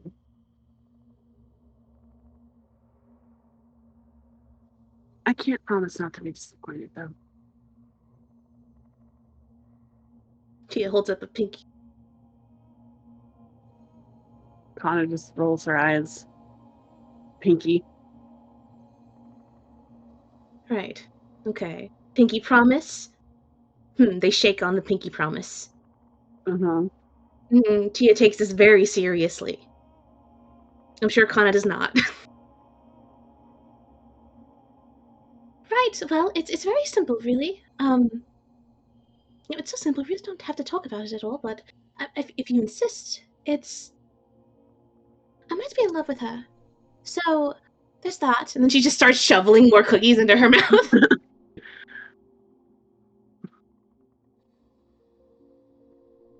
Just cookie time. She knows she's eating cookies. She turns away from Kana. She starts tangling away. Like, I imagine Kana, like, Tia said that, and Kana gave her a moment, like, okay, she's gonna eat a cookie and then continue. But she just kept eating cookies. She's like, really? Starts turning away. She kind of, like, stands up to, like, turn, so she's standing right in front of Tia. And then, like, leans down, so it's, like, eye level, right? Tia. You've known her 3 weeks. She eats another cookie. She's an ambassador, Tia. Do you know the repercussions? Tia, she's gonna eat another cookie. You said you would slow things down. She's out of cookies. Tia. She looks at the empty bowl. It's like, oh no. Oh no. So, like, I imagine Kana had put, like, her hands on Tia's shoulders, like, trying to, like, look at me kind of thing. She finishes the bowl, no response. She's like, Kana starts pacing lightly. Tia. Sorry, good. No, go ahead. She just stands up just following Kana and like placating, like hands up manners, like fuck, I don't have any more cookies. Fuck, I have no excuse to not talk. It's like everything is fine, really. It's not that big of a deal.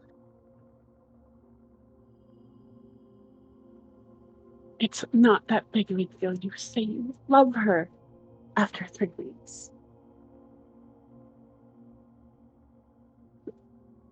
I should have got more cookies.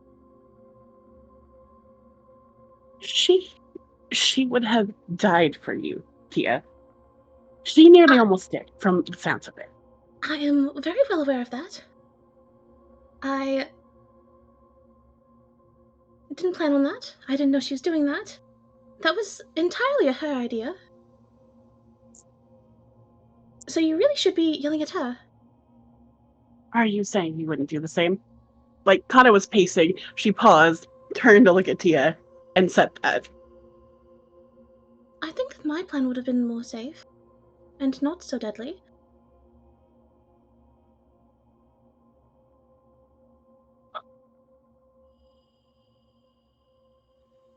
But I wouldn't have done the exact same thing.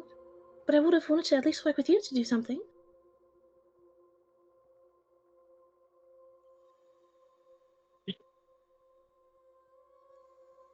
His hands on head, like, oh no.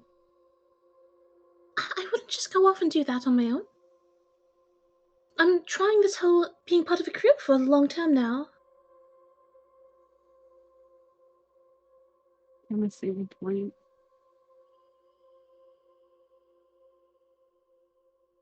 What happened? Oh, excuse me, sorry.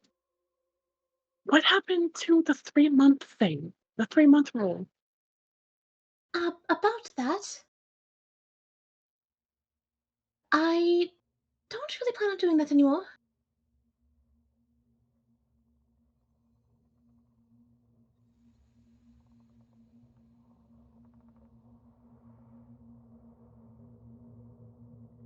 Because you plan on staying with the ambassador.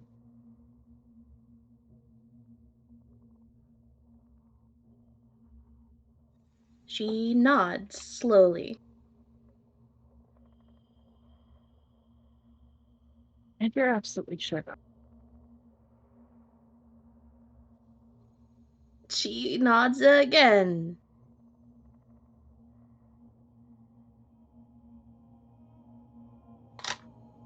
Look, Connie, I know this is weird. I spoke with her about it recently, actually. We both agree that this is something that's odd and is a bit out of character. But I'm happy, Connie. And I don't really plan on leaving her.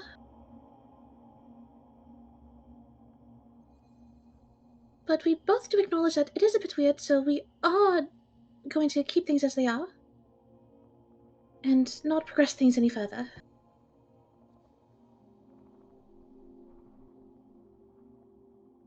Fauna's eyes soften a bit when Tia kind of expresses how much she cares about her and whatnot. But it slightly hardens again with the oh, we're gonna slow things down. Like, oh, for sure this time. Is that not what you said last time we spoke about this? To be fair, at that time we weren't exactly officially dating. But now we are.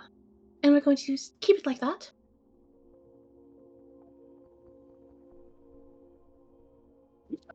Hana begins pacing again.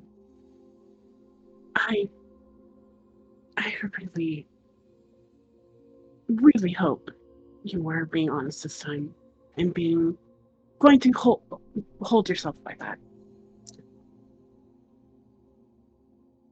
Because there could be some really intense repercussions when force sensitives get really close.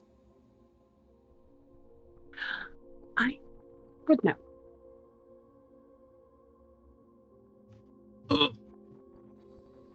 Tia, who's following Kana along with her pacing at this point, kind of furrows her eyebrows. I'm not sure if that really qualifies here, Connie. I know that there's something going on with Iffy, but I am just a Mariolan. It's not like I'm actually force sensitive.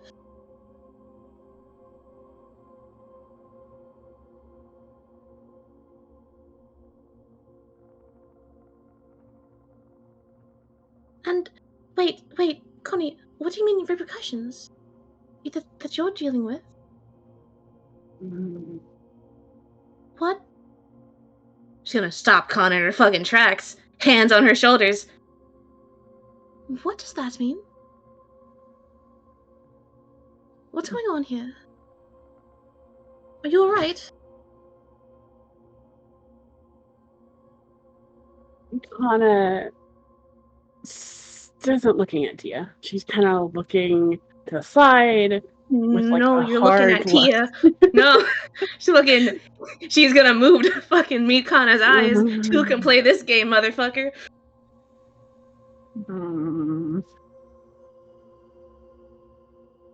Kana takes a step back, puts her two hands to her face, like in the emote, you know, the Kana emote, the first one. Kana emote, the first one? Gotcha. She puts her two hands to her face like that,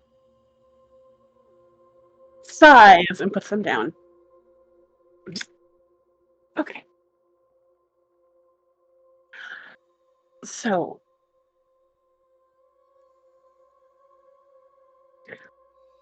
I have a friend.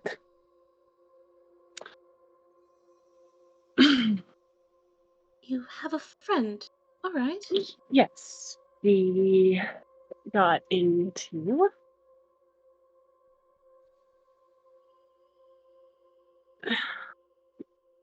okay. She starts pacing again. It's like, ah, fuck, how do I get out of this without getting out of this?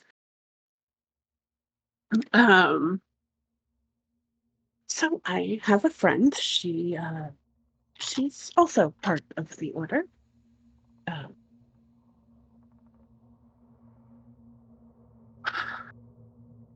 she got very close to another Padawan. More close than you would think of just, siblings or, a master-student relationship, right? And, attachments like that aren't really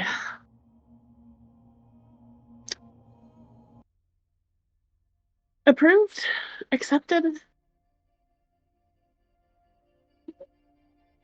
but they still suit that type of relationship that wasn't really,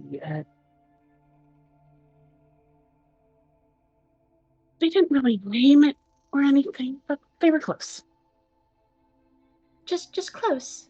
Is that the word you're using? Yes, Oh, I'm sorry, the word that your friend is using. yes, if they were close. It's like, not a glare, but like a hard look of like, yes, my friend. She nods, she's following, she's like, okay. We can live in this hypothetical you're making. They got too close and formed a very special bond. Now attachments in general aren't allowed, but this type of bond would have gotten both of them in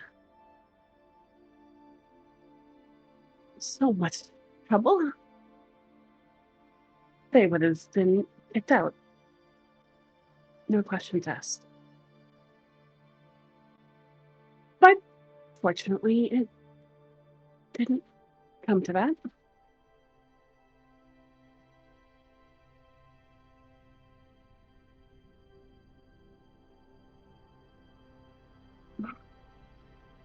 Because he went missing.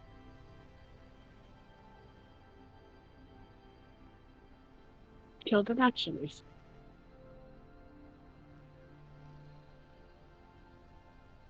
She kind of slows her pace and is staring very hard at the floor. Not directly down, but kind of like at slanted angle, like kind of lost in a memory a little bit.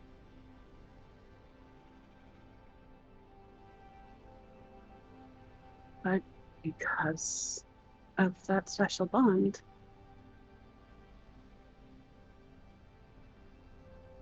she knew he wasn't dead.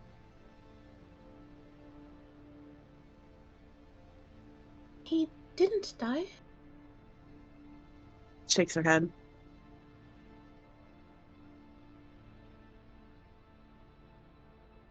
If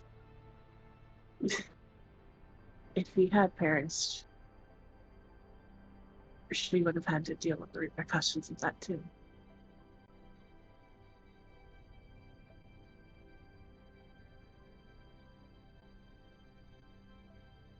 So what did happen to him?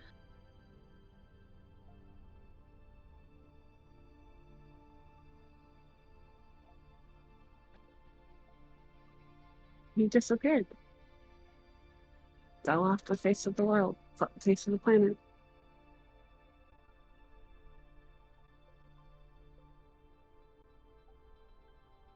The hand on Kona's shoulder.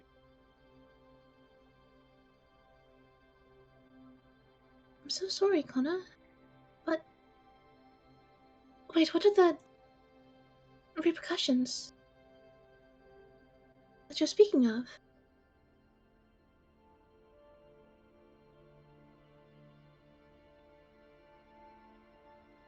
Because of that bond, if one of them were to be injured, the other would have the same type of injury.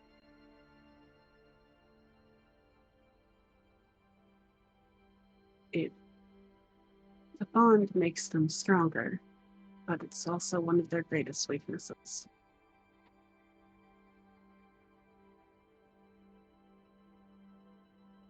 And what happens So- if one of them gets really hurt? So if he had perished, so would she. What?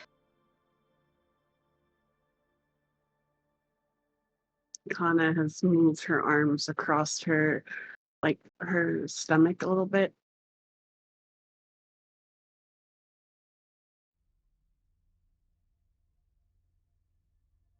Very uncomfortable and kind of a little dejected.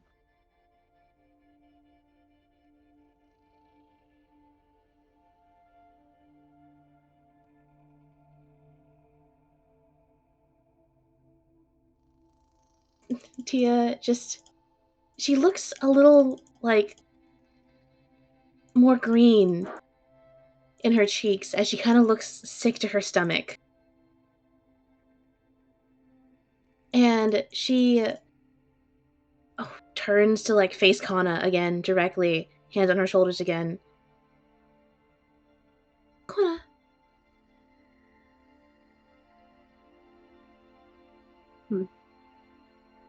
She looks up What? to Tia. So, at any point in time, this friend of yours could just drop dead because of their partner, because of whatever he's getting up to. And she still has no idea where he is. Or what he's doing. Nod.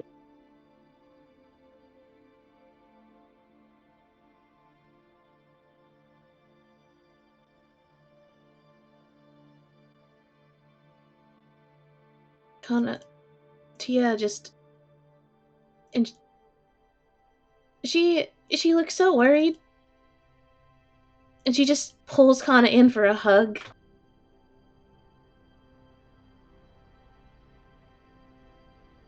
Kana accepts the hug. Still kind of like lost in old memories and emotions, but she accepts the hug and hugs back lightly.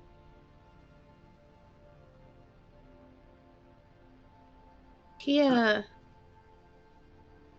Let me see if Tia can do some fucking math here while she's hugging Kana. Okay. 18. Tia's currently crunching numbers here.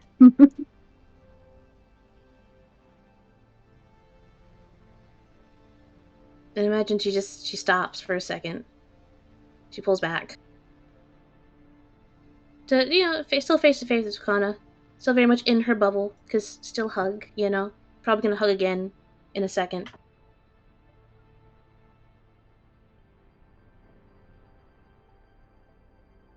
Kana, I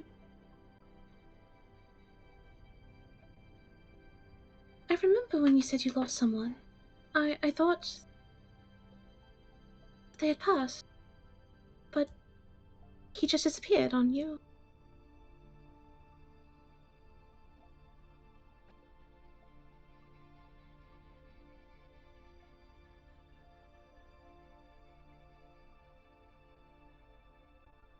Kana looks a little pained, but she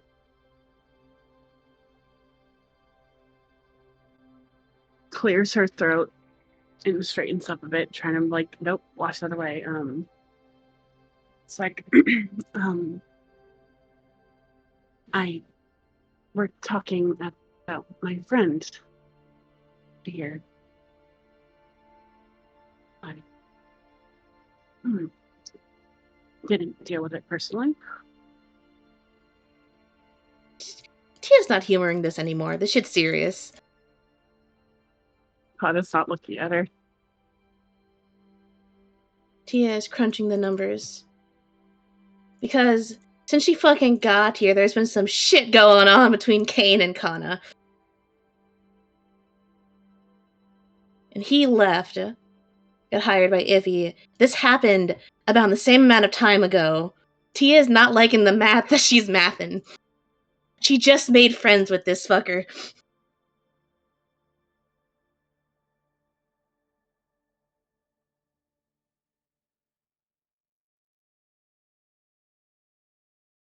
Connor, does your friend have to currently work with said person?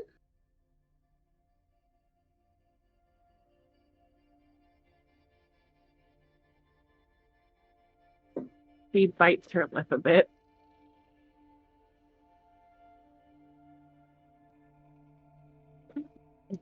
Yes, she does. And But how much does your friend care about this person?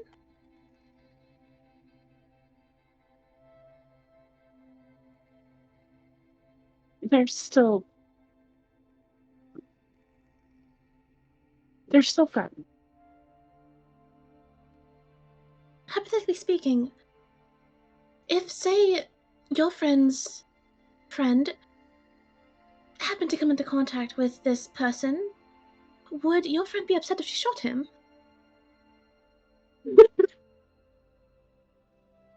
Yes, she would be. Even though most blasters come with the sun setting?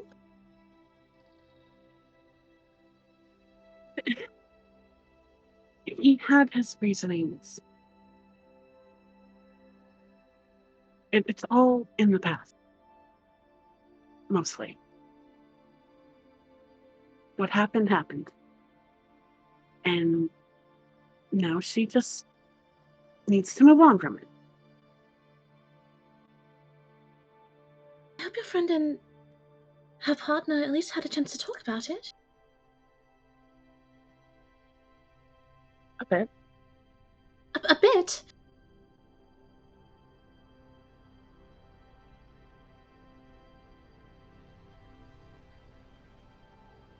He explained his reasonings to her. And were they any good? I'd say so. And what about the They're- reasonings for not communicating at all?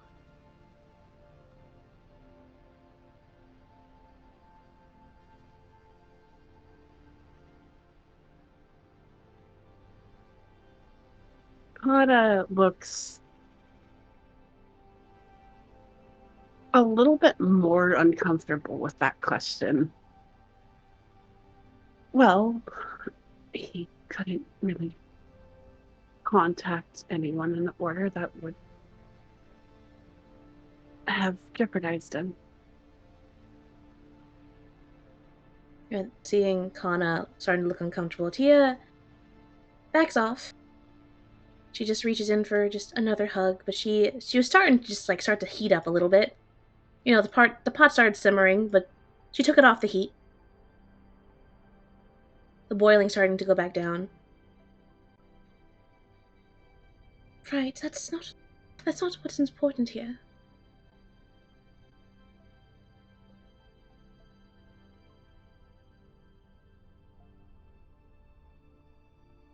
Thank you so much for telling me.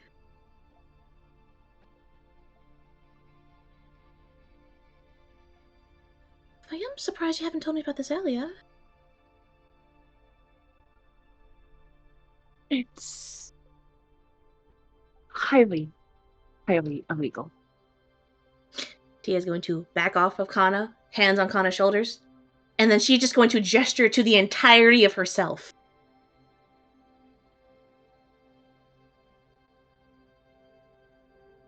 Kana, when have I ever done anything that is legal? Tia, you are one of 3 people who know about I'm the third. what happened to my friend. Yes. Couldn't at least be the second.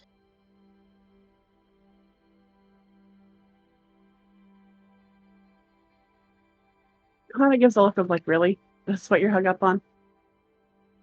Tia gives her a look on, yes, this is exactly what I'm hung up on.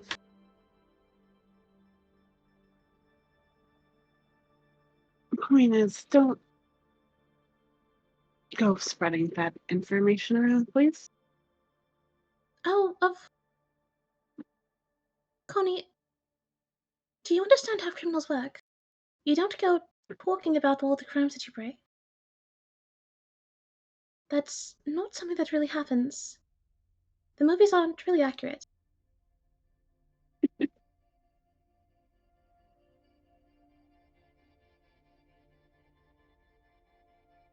You can see my concerns though now, right? I can't.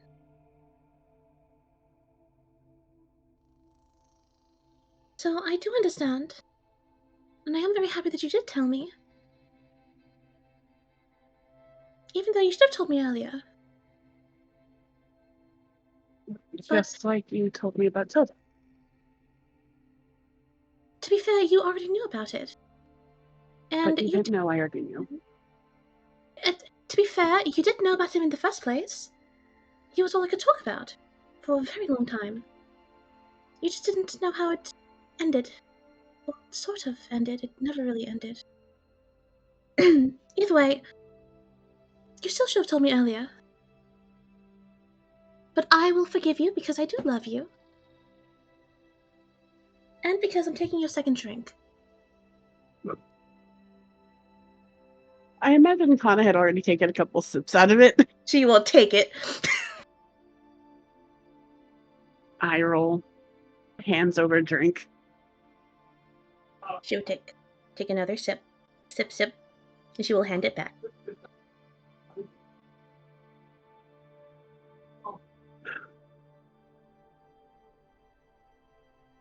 But I think that I need to get a lot more cookies. Those were supposed to last me for about an hour, and they didn't.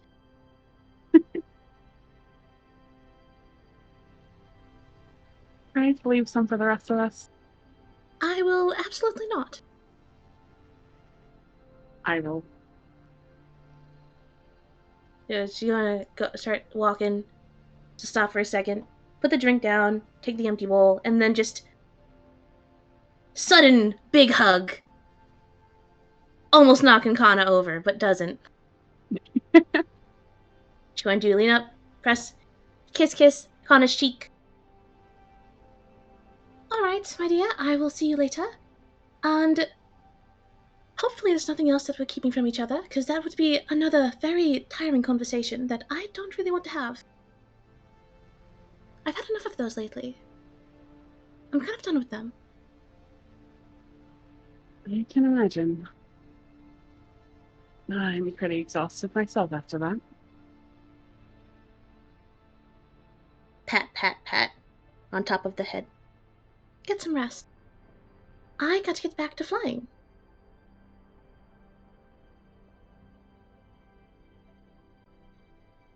Kana will nod, sit back into bed, and kind of lay down with a sigh, like, well, that's over with.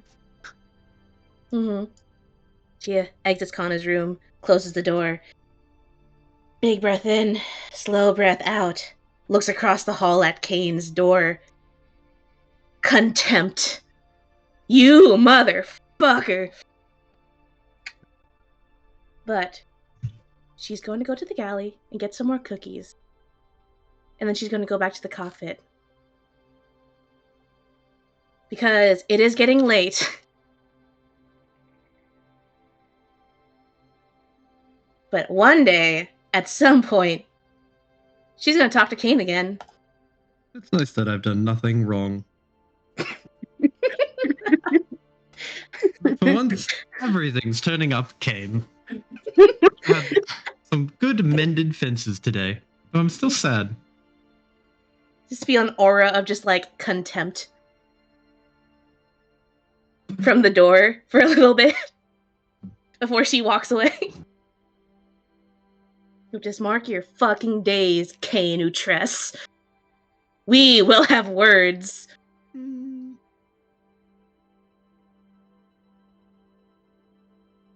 I can't shoot you because that'll hurt Kana and upset Iffy. Fine. I can do something pretty close though. Stun settings are different.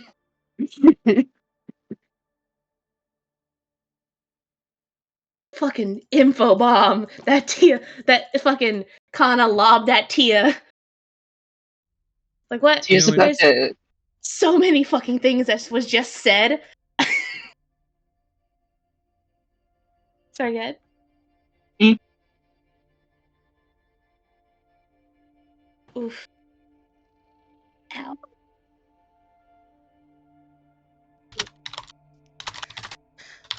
Okay, Ow. that's that conversation. Mhm. I am going to humbly request that we end the session here, and if there's still a Kane and Kana conversation, we can start next session with, because I can interrupt that and have some fun. Yeah, can happen with Jedi stuff. No problem. Sure, that sounds good. He said, knowing Yee. there was a problem. Knowing there was a problem, he might get shot by accident. I almost forgot to add my iffy bucks. I get my iffy bucks. I spoke this session. We gotta build back up that fucking bank of iffy. You can't take them from me, Z. Not this time. Not like last time. Wanna bet?